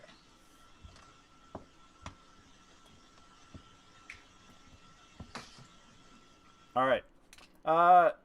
Gray Soul. All right. Let's back into the room here. Did you say that the fog dropped? The fog is dissipating. Yes. All right. Do perception now to see if there's anything else going on around here. No, you find as the fog parts, you see Brick standing over a body. Okay. I'm taking credit for this kill. Nobody saw it. It was totally me. I toss a call over my shoulder saying, "Be sure to check its pockets."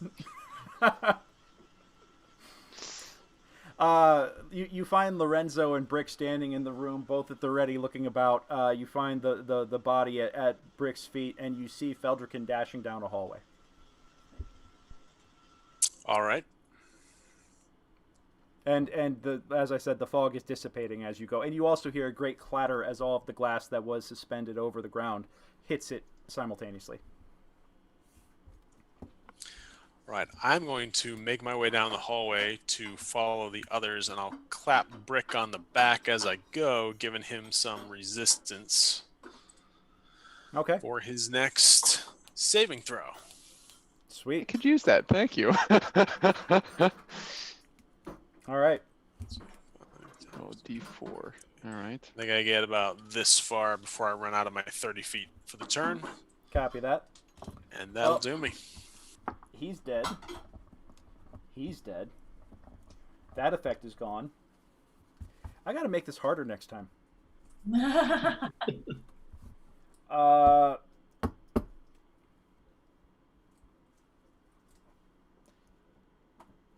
How many things have we fought that we've physically seen?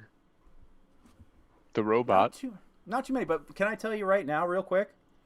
Brick, as you see the body in front of you, this is not one of those gray alien-looking guys. This looks like a bigger version of a dark creeper, but this one has translucentish.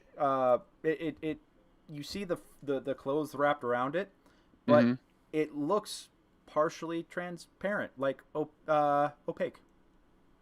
All right. I figured he wasn't standard middle of the run if we're having all these special effects Give thrown at me us. a wisdom check. Wisdom check. Oh wait, that's a base thing, right? Yeah, you think that this thing might be sick. The corpse might be infected. Oh. Surprise. All right. I will mention that as people are passing through the room to stay away from the corpse. We have a biohazard. Yeah. All right. So Lorenzo? Well, everyone's running after this guy, so I want to get in on this. Okay. So 5, 10, 15, 20, 25. Okay, right there. I'll keep on going. 30, 35. Hey, Lorenzo. Yeah. You do recognize that there was a tunnel behind you? Yes. Give me a wisdom check.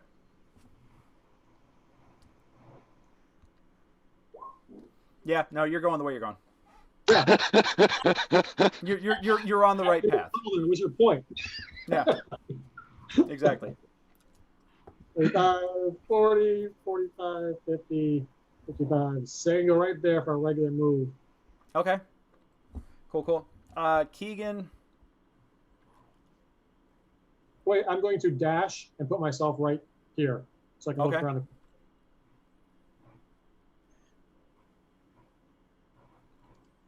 As you shine the light in, you see the Dark Creeper with the child, dagger at the throat, right here at the entrance to a tunnel. He has him by the neck, and he's just like,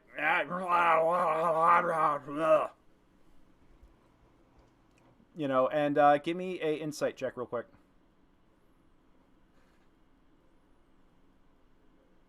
Come any closer and I kill the kid. That's kind of universal. Yeah. I'm going to stop, put my hands, pull off one of my little pouches of money, kind of like shake it, clink, clink, and then put it down right in front of me. I will let you do that as a free action. Okay. Keygan comes hauling ass full steam and trips as he comes around here with his crossbow loaded. Oh no. Oh boy. All right. Does he hit the kid? No. He normally I wouldn't let the NPC have the kill here, but this is he's literally cast True Strike like 25 times in this dungeon, and finally he gets to shoot something. And as he trips and falls, as he tries to squeeze between you guys, he hits the trigger on the crossbow, and because he had True Strike up, he winds up putting one right through the Dark Creeper's eyeball, and I rolled exactly its hit points and damage. Nice. So hey, a kill's a kill. No, a kill's a kill. He takes it. Automatically, it's his kill. That's a goodie. Yeah. That just, yeah. Not exactly That's how the I want. little gnomish locksmith got a taste for blood. Yep. Yeah. So its head snaps back, a bolt in its eye, and it collapses, and his nephew is just kind of like, what the hell? So, Birch. I pick up Nate's money. No. 5,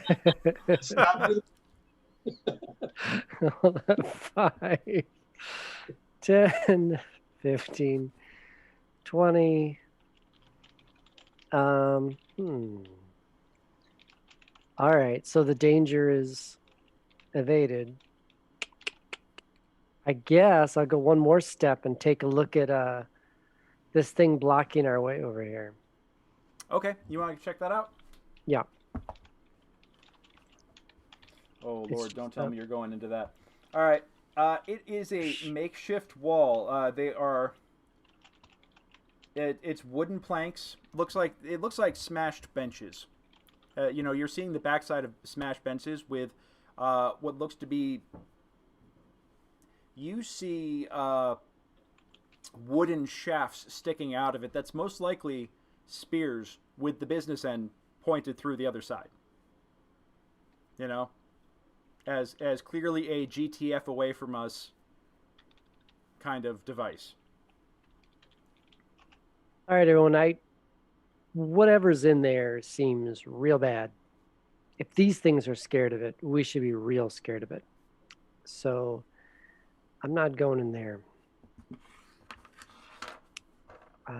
Instead, that was all my movement. So I'm going to just kind of produce flame on my walking stick so that I have nice vision and wait for the next turn, I think. Okay. Let's see. At this point, the automaton is still going. That's right. So, Brick, it is your turn. I can't say we're out of combat yet. Right. I'm in pitch black. I don't have a light source. Can I shout from the other room, like, yo, little help?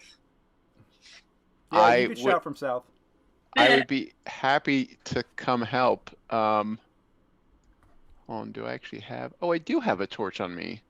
Do I have a way to light my torch? You should have a flint and steel. I have a tinder box. How long is that going to take to get a torch out and light it so I can see what's going on here? In the darkness, you've got trained hands. In the darkness, I would say that you could probably bust that out of your pack. It would probably take...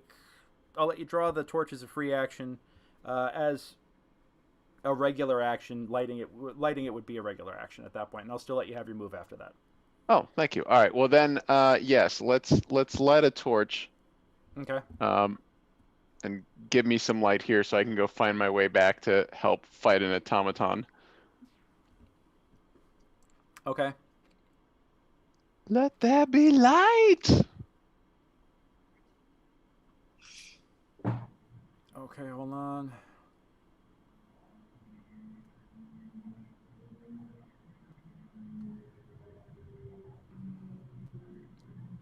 I wonder if I should torch the body when we're done.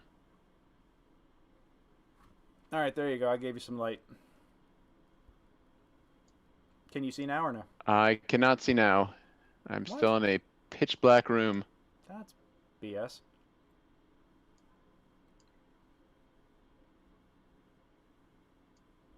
Vision.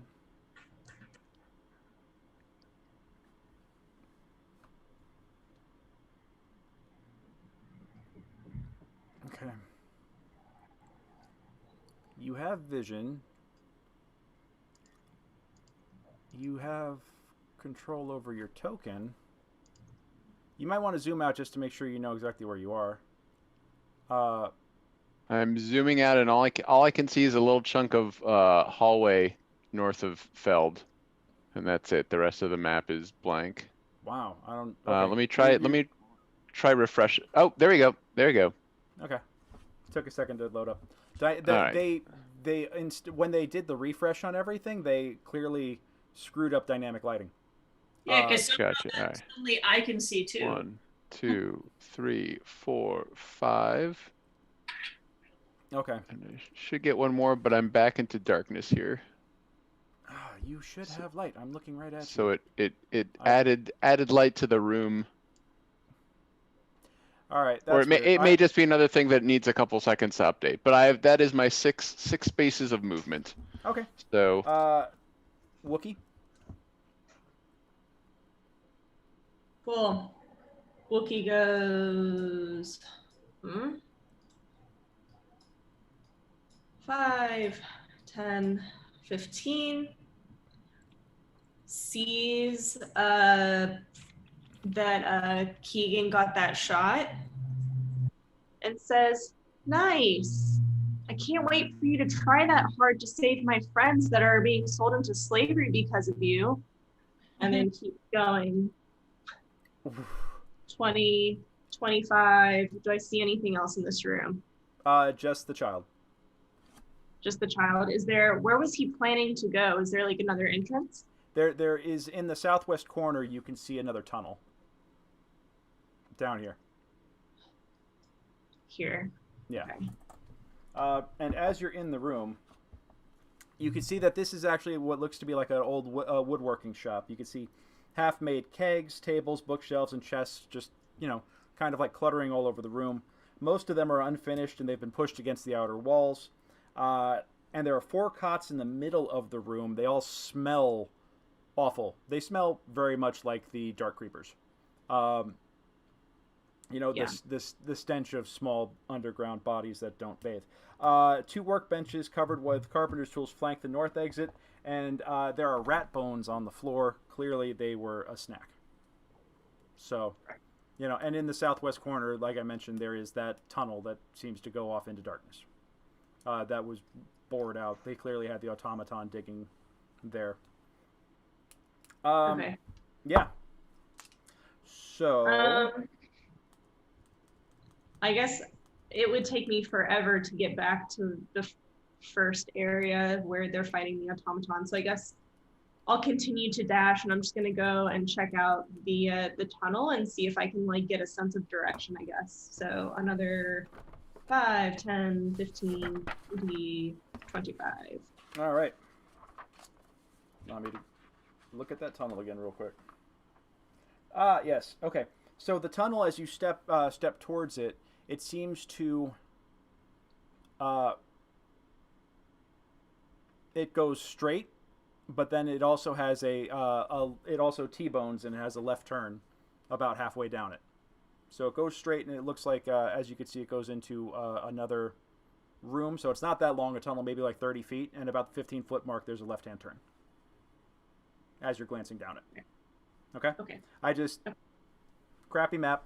Didn't have the tunnels included in it, unfortunately. So I've been adding them in separately, but did not get to this one. All right. The automaton. It is definitely going this round. Catha, you've got mail. What now? What's your AC? 22. I'm sorry, that's dumb. No, that's wrong. 16. Is this your level 8 Catha that I'm fighting on?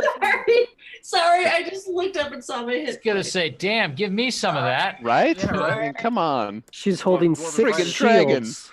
shields. Shields everywhere. The turtle. just covered it up. All right.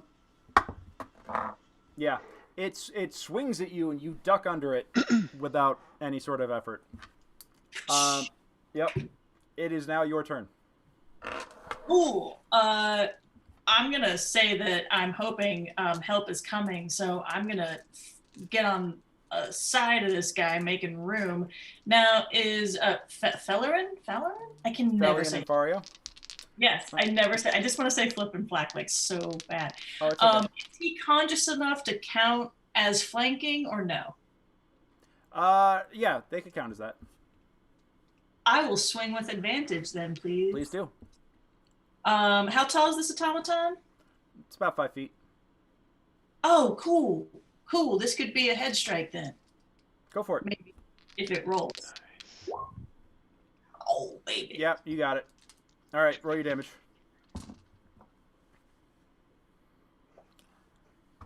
Well, I will tell you this.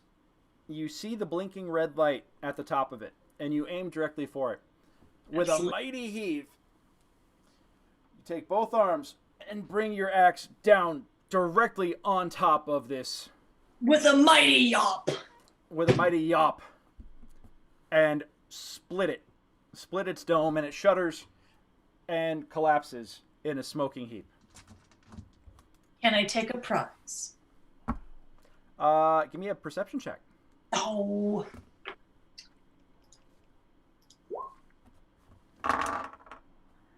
Yeah, you know what?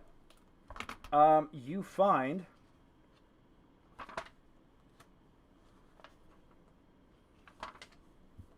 Hold on a second.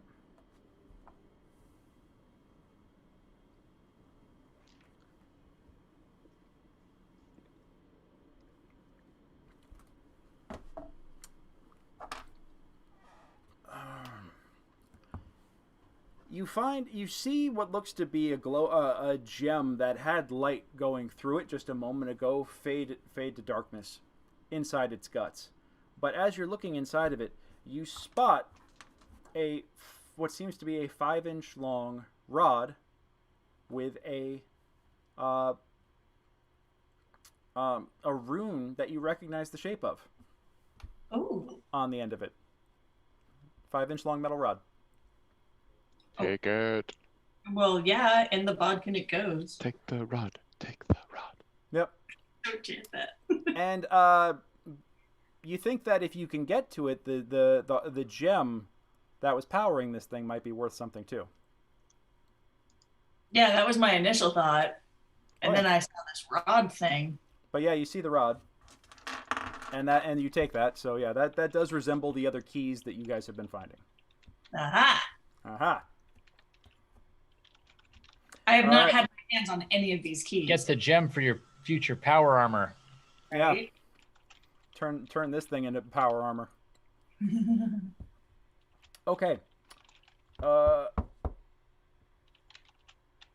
We are now out of combat. All the combatants are deceased. So with that, that was a long ass fight. Let's go on ahead and take 5. Bio break. Yeah, quick bio break. Sounds We'll be good. back. Take 5. We'll take back. It's 9:14. We'll come back at 9:20. So we'll give you 5 minutes and change. I'm a very generous DM, and I'm going to take a bio break, and then Catha lets you and me figure out what you've been up to, and then we'll share it with the world. Okay. Okay. I can do bio break and messenger at the same time. Sam. Oh. So Greg, real quick. Yep. Which of these two skull splitting kills was Brick most impressed with? The wet sculchy one or the mechanical one?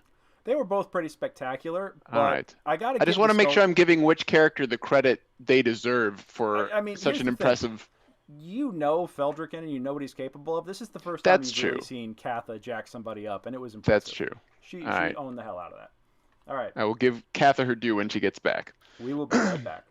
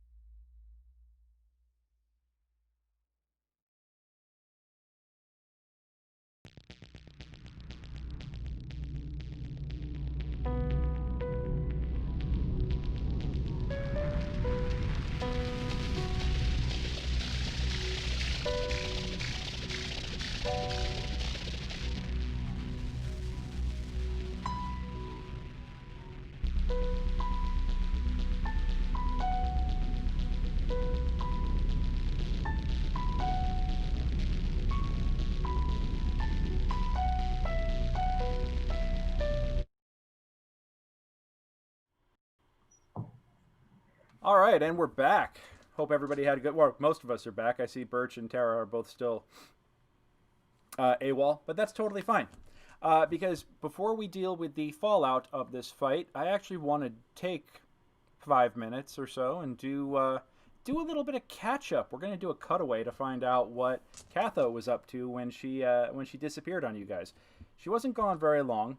In the grand scheme of things, it was only about, you guys were only apart for about 15 minutes or so, because it was conversation and then rushing off to the northeast. So she and Felian, as you guys are back in the theater, she and Fario go off. They go up the stairway on the west side of the theater. You guys can't see it right now. We're going to do a little bit of theater of the mind roleplay right now, so no worry about the maps or anything else. I'm going to blow up the conversation. You guys go around a corner, and about 10 feet down the hallway is another one of these doors shaped like a gear. This one happens to be braced open. And you can see that it goes into a larger room beyond.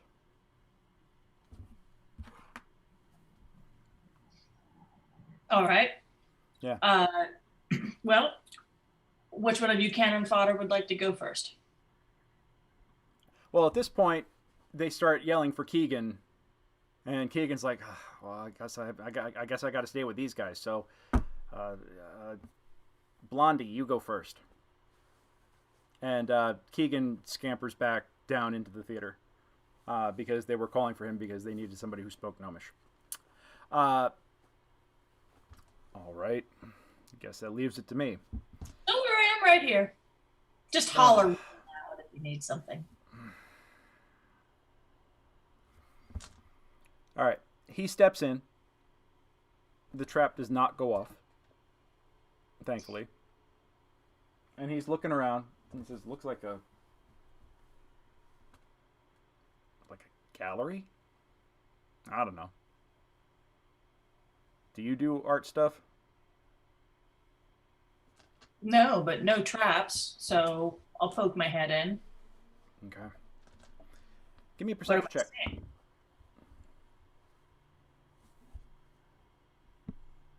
Oh, I should probably have the dice window open so I can see what's going on. Can you ping where they're at on the map? They're in the southwest corner, just west of the theater now. So I don't have any tokens down there. We're just doing this role play of the mind right now. So Thank you. Yeah.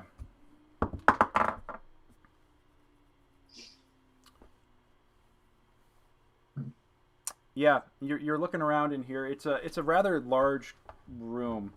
You see that along the eastern wall there seems to be two short flights of steps that lead up to a gallery of sorts. Or yeah, along the east wall there are the flights of steps. Let me just peek it. Like an art gallery or a... Yeah, it looks like an art gallery. Okay, just making sure. Sorry about that. I should have specified. It's a 30-foot wide, 75-foot long octagonal gallery with a 15-foot high vaulted ceiling, and you see 20 web-shrouded pedestals about the room, and the walls show signs of having once borne tapestries and other fixtures. However, everything that was displayed here is now gone. So you think you guys might have been the first people in here in a long time. It's dusty. It's dark. I bet they think we're going to be making out. Well, yeah. I mean, who wouldn't want some of this? It's dwarf magic, man. Mm-hmm. Well, if you know, I don't know. Huh.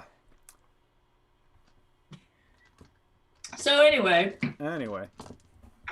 you seem to be filled with hidden depths. Any idea what's missing from this room?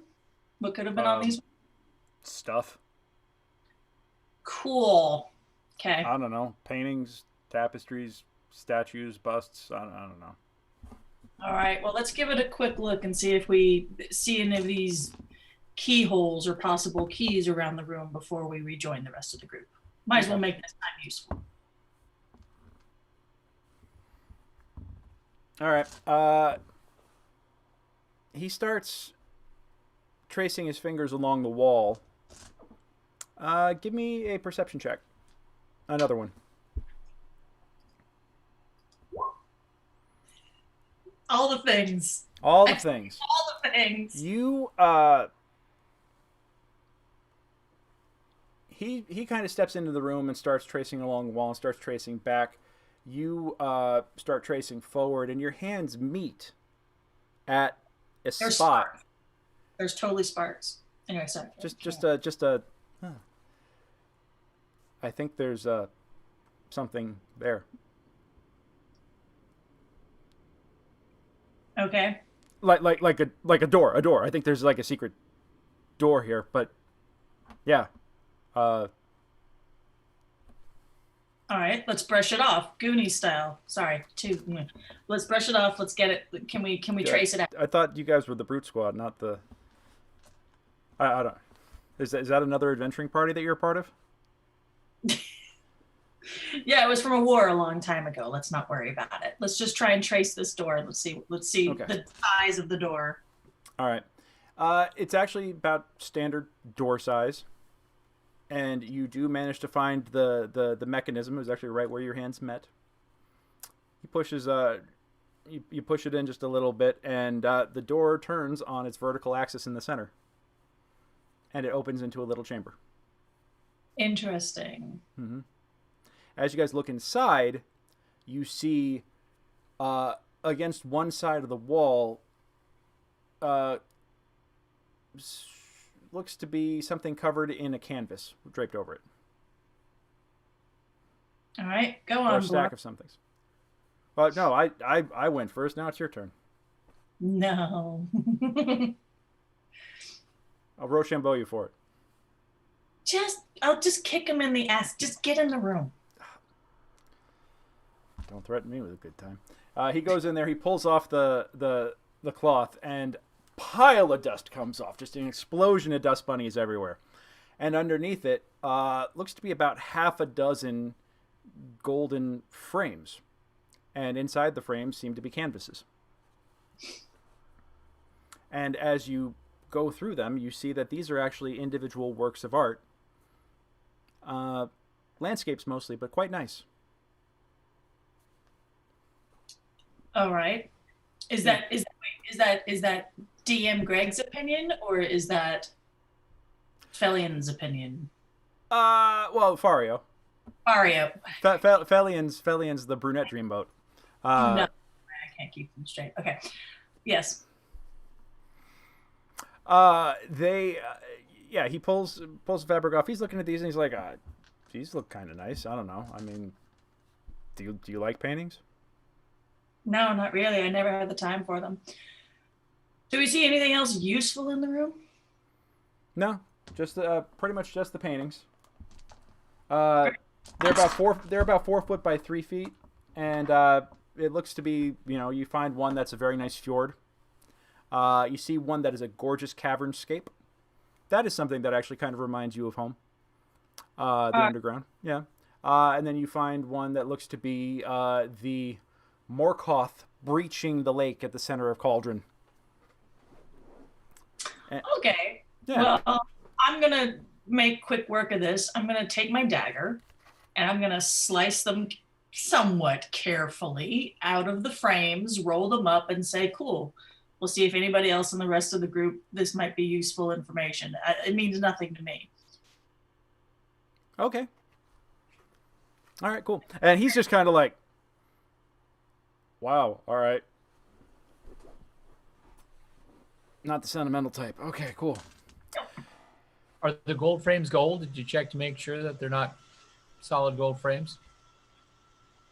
I mean, I have a feeling as a mountain dwarf, I would have an instinct for these things. It's gold painted wood. Yeah. No. Yeah. Yeah. Useless. So, how long have you known these guys? Not too long actually, but we have similar goals, and I find it's pretty useful to be around other, marvelous warriors with similar goals when we have battles to fight. Sure. Do you know anybody that was kidnapped? Not personally, no. Friends of friends. Well, it's very noble of you to get involved then. I believe in fighting for hometowns, family. I don't like it when assholes come around and start messing things up. Okay. I have a general no asshole rule. Okay. Well, that's good to know. Very handy. Well then, okay. So let's take these. Why don't you pack them in your pack there, and we'll go join the rest of the group. Okay. Sure. All right. He stops. You actually see him stop and freeze for a second. He kind of tilts his head.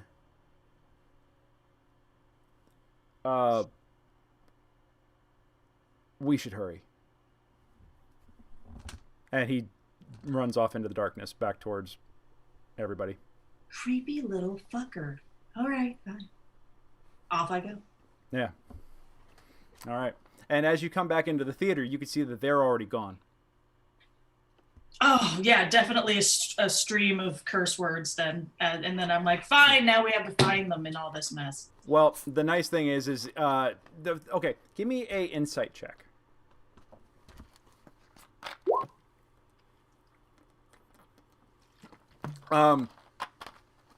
You are just, you have your eyes glued on Fario's tight behind as he just starts just hauling it right through that theater and going, and he just seems to know exactly where he's going and follows it almost like a carrier, like a homing pigeon, just, you know, right towards them. Never any doubt in knowing exactly where they are, even though they've moved on from your current position.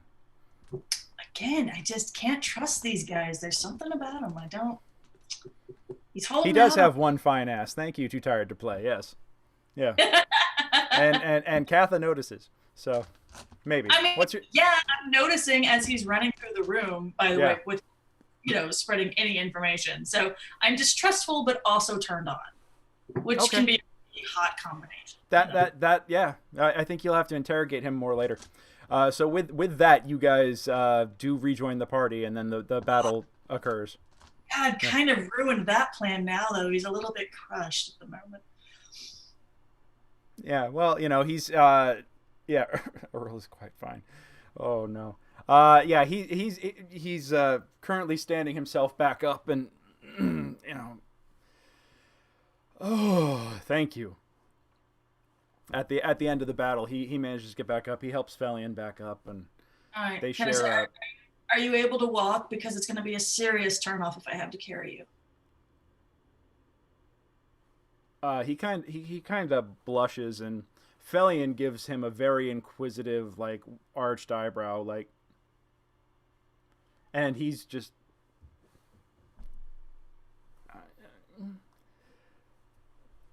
Yeah, I think I can walk. I think I can walk. That just packed a punch, but. Just gonna thump him. Gonna thump him on the back a couple times. Oh, that hurt. Okay. Yeah, that he's fine. Okay. Yeah, he's fine. And you see Felian put a reassuring hand on Fario's shoulder, and you see a bright glow real quick, and Felian kind of shoots back up and is like, oh, okay, that helped. Thanks. Don't mention it. Felian, you can see Felian's just kind of shooting some daggers at you.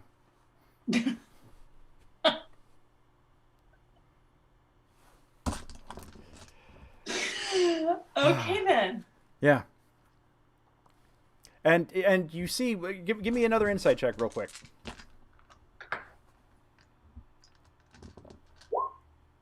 Yeah, you see them exchanging looks. Felian's almost accusatory, and Fario is like, just, you know, but there's a very deep and profound and detailed unspoken conversation occurring between these two continuously. I don't know how many times I've had to tell you guys that that's really annoying. Please stop. And they both stop and look at you and look back at each other and break it off after a tense stare and say, we should find the others. Sounds like a great idea. Let's go. Oh, does anybody else want to pick over the robot like trimmings that I left down here, by the way? Well, that power source inside of it looks like it might be worth some money for the trouble. Do you want to try and get it out, or do you want us to try? You go right ahead. I've got what I think is a key, and I've got the Fario pulls out his dagger and goes inside, and with a pop, pulls out a gem about the size of a fist. Ooh. And it's like, yeah, that's for our trouble. Okay, cool. Yeah. You okay? Yeah, fine. Let's go. Dumb question. Do I see Brick yet? I turn around. Do I see Brick? Yes. Hey, Brick. I think I found another one of those keys. Fantastic, and also great job with that automaton. That's some Feld level of skull crushing. He'll be very proud, as I am, of your abilities today. So good job on you. Did you have doubts? Whatever. Come on. Well, no, I didn't have doubts. I just didn't know you're going to be that impressive in caving skulls. I mean, a Dragonborn is, there's a lot of weight behind those hits, which is not to minimize your own strength, but I'm just really wondering how long damn. Let you dig this hole. Oh, I mean, I'll dig until I can't get out. I mean, Let's go join the others. That's fair enough. Trust fair me, enough. friendo. You might want to just stop while you're behind. Yes, as should you. Felian smacks Fario in the shoulder. And the unspoken debate argument rages on behind you.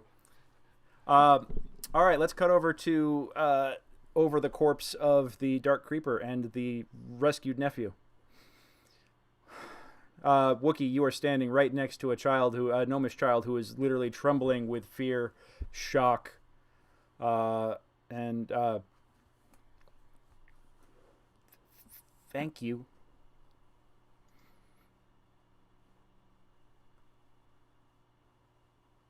You're muted, Amanda. He's probably the same height as me, right? But yeah, well, I mean, I know you're short for a halfling. I think we said, right? I'm tall for a halfling. Oh, that's right. So no, he's actually significantly shorter than you. Probably about almost a foot. Okay, I kind of squat down a little bit. He throws his arms around you and just latches on and does not want to let go. Okay, you can actually feel him heaving with sobs as he just is like, I gently push him off. I'm like, okay. Make a grapple check. A grapple check? Yeah. Jesus. So is it?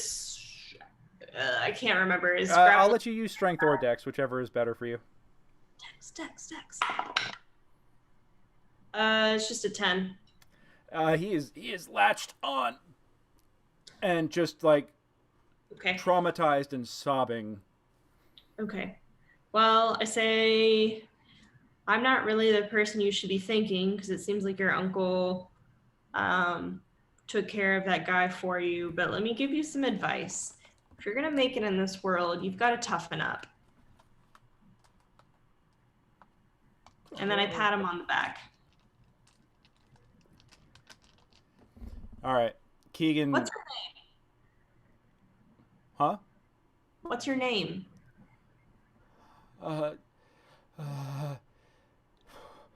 Davrin. Dafford? Davrin. Okay, Davrin. Keygan picks himself up and is just slowly approaching behind you, sheepishly almost. I think I have a spare dagger, so I give Davrin the dagger, and I say, from now on, you can take care of yourself, right? he kind of takes it and don't leave me. Don't leave me down here. Don't leave me down here. And he latches onto you again, and is just crying like don't leave me. Don't leave me. And Keygan finally steps up. He's like, it's okay. It's okay. It's okay. Come here. I'm so sorry. I'm so sorry. They both just kind of collapse in a pile of tears. Just yeah.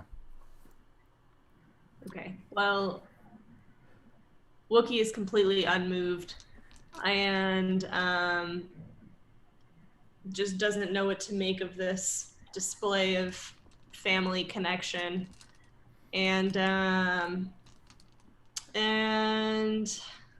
yeah, just says, Davern, I'll show you some moves if you want later. I'm guessing you guys are going to be hanging out with us for a little bit. And then on my way out, because I'm going to walk back out and kind of meet up with everybody else. Well, actually, no, that's not true. I would like to inspect or whatever role you want me to do to like kind of rifle through more of the workshop stuff. Okay. Give me a perception check on that. Feldrican, you're in the room as well. And Birch, do you guys have anything you want to say or do while you're there? Yeah, I think I'm gonna walk up to them and the kid. I'm gonna lift up his chin and I'll say, "You're very brave. No more tears today. There are still many other children who you can help. We need your assistance in saving them. Can you do that for us?" Make a persuasion check.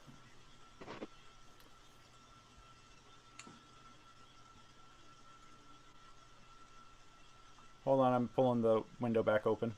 Oof. Oh, oof! I don't like oof. Oh no!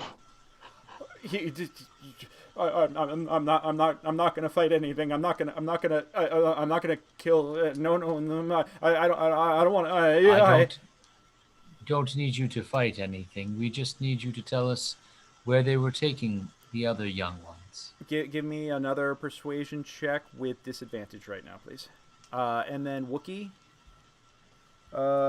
Hold on a second while I'm getting that.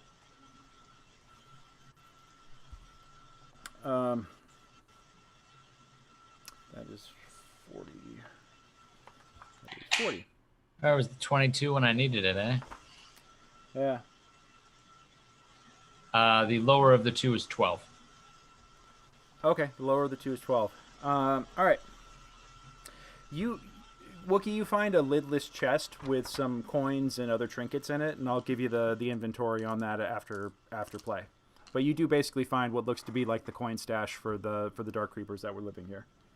But there are also a couple of copper cups, a silver cloak pin, some gems, like, not much, but it's a not a bad little stash. And clearly the owners aren't going to need it anymore. I'm going to have Keygan.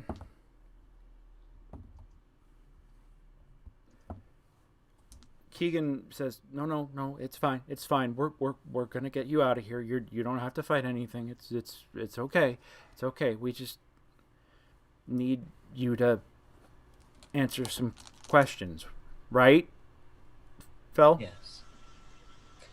Yes. All right. Birch, did you have any? I'm going to walk right by the kid and say, "No one's asking you to fight, kid." And I'm going to poke and inspect the body of the thing that we just killed. Okay. See if it's got anything. I mean, it's. I am. What is he? What is he about to poke? The corpse of the Dark Creeper. You guys are not in the. You guys are in the other room, the second room. The Dark Stalker is what you guys killed in the main room within the fog cloud, and no one is standing over that at the moment, except Tara is in there. Tara, we have not forgotten about you.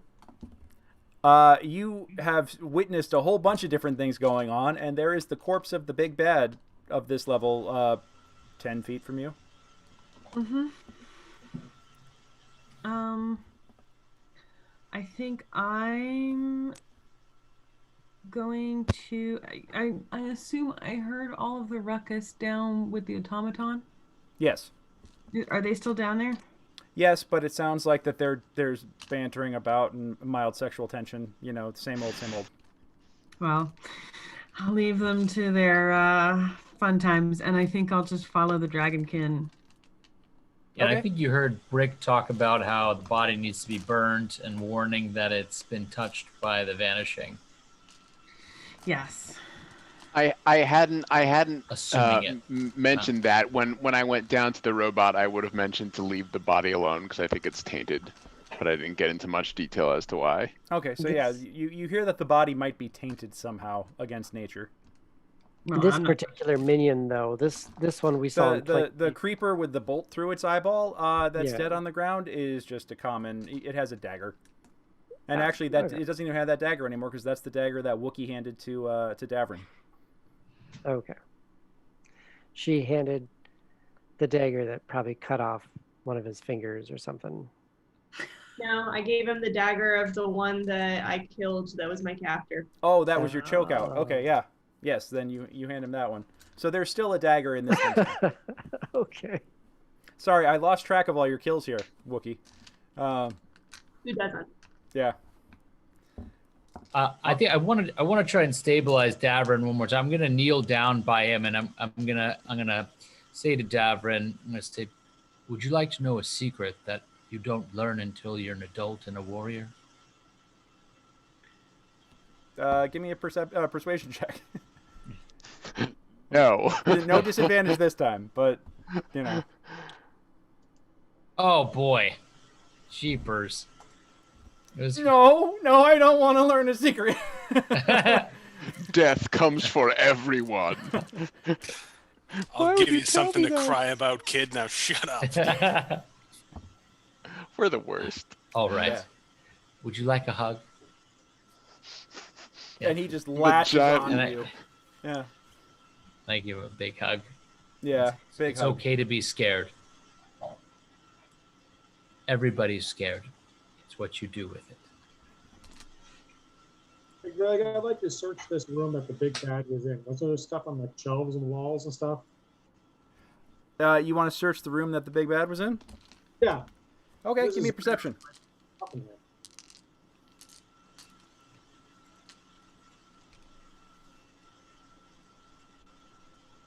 All right, and what specifically are you searching in the room?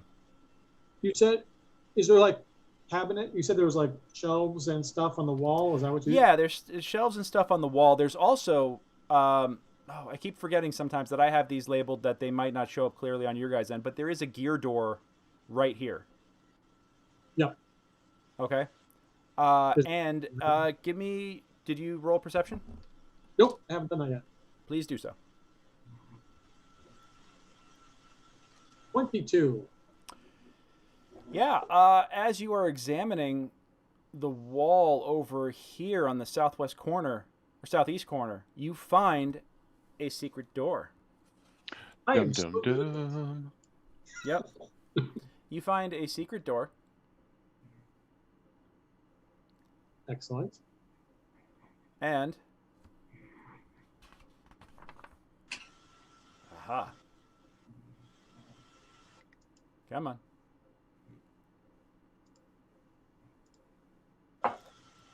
Please just select so I can open this, please. Thank you. Please, come on. There we go. No, wrong one. Nope. I just needed to do just this one. There we go. Yes, the door rotates open. And what it looks like is that you found some sort of secret vault or treasury. Oh, this is my room. Yeah. You find a Perfect time. chamber that is completely free of dust and cobwebs. Green marble tiles cover the floor, and the walls are painted with bright murals depicting a forest of enormous fungi. A gnome-sized suit of full-plate armor, complete with visor and helm, stands in the middle of the room. Next to it sits a 2-foot-tall clay urn filled with treasure. Now I'm thinking, how can I seal this room off before anyone else notices? I mean, you could just close the door back up, but Hey, you know, Lorenzo, Tara, Brick, and what's Birch are all in the room, so Yeah. I'll give you guys perception checks real quick. I would just be arriving. I was walking down the hall. I'll let them Okay. roll. Brick and Tara. Oh yeah, you both see it, and you're both like, "Hey, a secret door! What's beyond that?" Look what I found, guys. Sounds right. What does this button do? Yeah. I'm gonna stand. So you step inside. What are you going to do inside the room? Oh, first I'll check out that urn of all the treasure. Okay, inside the urn, it has handles, so it can actually be carried quite easily. It's just a ton of coins inside of it. Tons of coins. And as you can see inside, there are... there might be gems and there might be other little things mixed into it. You might have to dump it out in order to see what else is in there, but it's basically filled to the brim with coins and gems. A mix, and it does seem to be a mix of primarily copper and silver, but some gold. Well, we're gonna need a bigger Earl. All this. Yeah, I'll pace around this room too, just to make sure that there's nothing like behind the urn or inside the suit of armor. All right, give me. Oh, you're gonna check the suit of armor? Yes. Okay, how are you gonna check the suit of armor? I will lift up the visor and see if there's anything hidden inside. You lift up the visor and silver coins just start pouring out of it, out of the top of the helmet. Awesome. It's like Vegas, baby. It's like you just hit it's like you just hit a jackpot on the one-armed bandits here. Just coins start falling out of it, and they fall and they clatter on the ground. And you look, and even up to the neck, it looks like it's full of silver. Where's the donkey? We need our donkey. We're gonna need this money for the slave market. We'll try and save some people. Well, no. We can just murder people. We don't have to spend the money on saving people. Well, we that's can murder assuming, people to save people. assuming that there isn't like, hopefully. You're not even in this room, Feld. You don't know what's going on here. All right. I'm just saying, yeah, you're right. I'm not. I found this prison.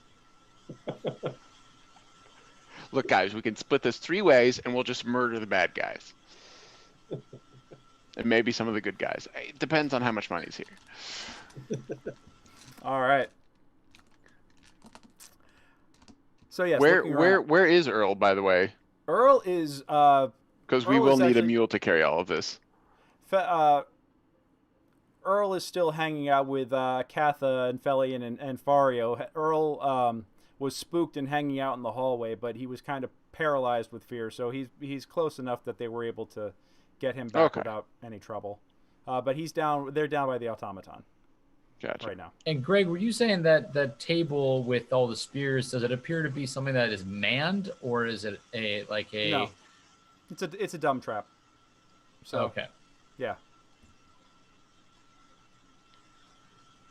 All right. I'm gonna start walking back. Okay. There is a passage to the north. I was gonna say that's what I was gonna go into, that passage. And Lorenzo, do you do anything else? I'll give this.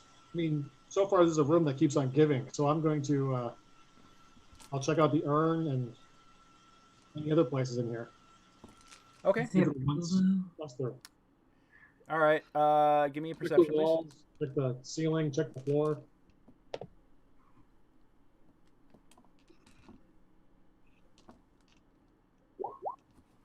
All right. High or low? High. Okay. You find on the northeast corner, right over here, yet another secret door. Yeah, you're just like Yahtzee. Nice. This is the room filled with gold. Oh, hold on. Lighting.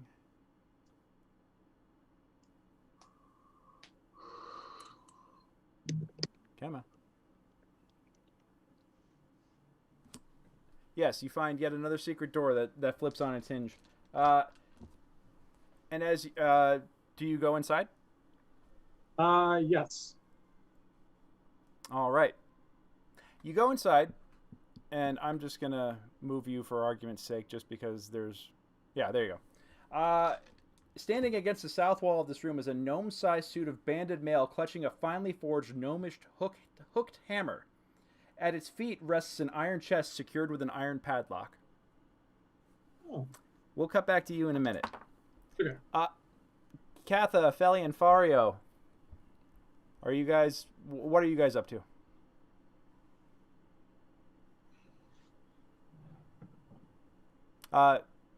Vic, you are muted. Sorry.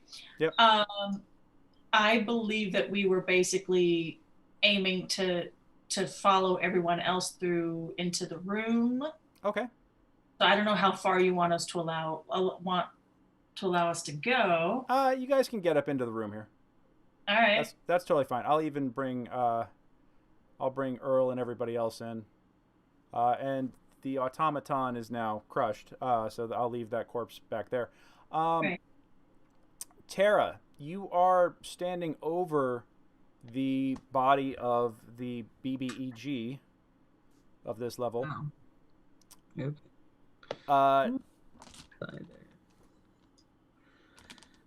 Give me a perception check.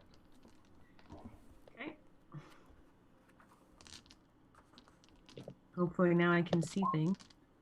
Yeah, you notice that beyond the caved-in skull, you notice that the skin is actually, like, translucent. So he's clearly fading away. Or has been in a state of fading away for some time. You also notice a leather cord around its neck that goes down into its shirt. Okay. I'm going to use the end of my bow. Okay. Like try and jimmy it up so it's visible. You fade away into nothingness. No, I'm kidding. Yeah, no. Out of you take the end of your bow and you just start kicking up this little leather thong around its neck, and you pull it up, and eventually you see what looks to be the end of a metal rod attached to this leather thong. Like some of the other metal rods we've been seeing? About 5 inches-ish long. Looks like it's got a rune on the end of it. Like a gnomish key. Maybe. I don't know. Figure it. Keygan, do you want to touch this? Well,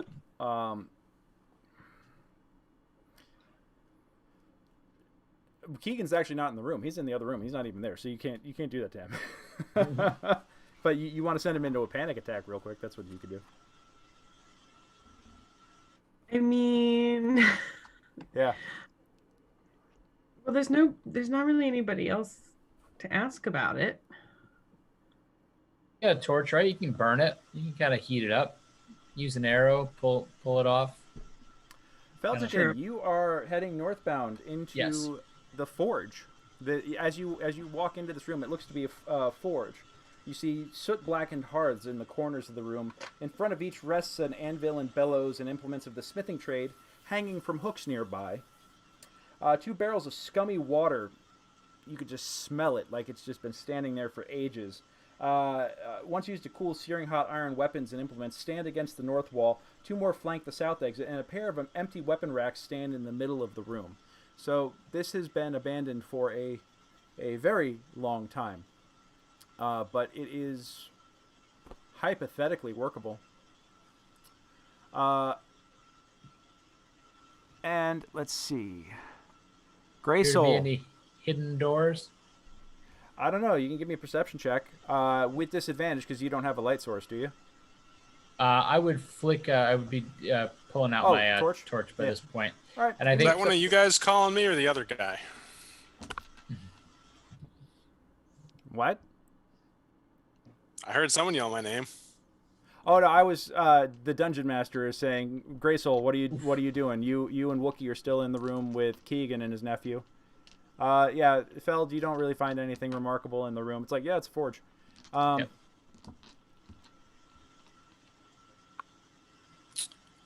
I'm not interested in crying children, so I'll go elsewhere.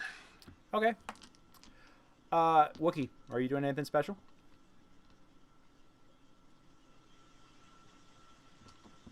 And you're muted, Amanda. Yeah. I think I'm just like TBH, she's pretty upset right now, so she's just like futzing around with stuff on the workshop tables. And she has tinkerer's tools, which, like, who actually knows what that's good for, but I'm guessing at minimum she could make some sort of like wooden doll. Okay. So she makes a wooden doll and she brings it to the kid, Davrin. She was like, if you can't defend yourself, maybe he can. And I give it to him and then I just walk off. It's meant to be sweet and endearing, but she's not that kind of person. There it is. That's what she does. He runs after and gives you a big hug. Yeah. I pat him on the head. Aw. Aw, you're gonna melt my heart here. All right. So we know what everybody else is doing. Lorenzo, what are you up to? All right, so there's 2 plates of armor and a chest chained to the bottom of them. There's the suit of armor with all the silver in it in the other room, and then there's the suit of banded mail in this room, and the chest is in front of it. I'd like to inspect this suit of armor for traps, like if I touch this chest, it's going to slam me in the head or something. All right. The first thing that you notice is that as you step forward and approach it, the door behind you closes. Ah, damn it. The second thing that you notice is that suddenly it raises the hooked hammer and attempts and prepares to swing at you as we cut to black. Hot damn. Yep. Well, Yep. worst case scenario, we loot your corpse. So, you know, Yeah. we'll still get the gold treasure. So that's sorcerer. Yeah, so that's sorcery you wanted to roll up. Awesome, guys. Well, I apologize. We've gone over just a little bit tonight, but we got a late start, so I appreciate you guys hanging in there. Well done.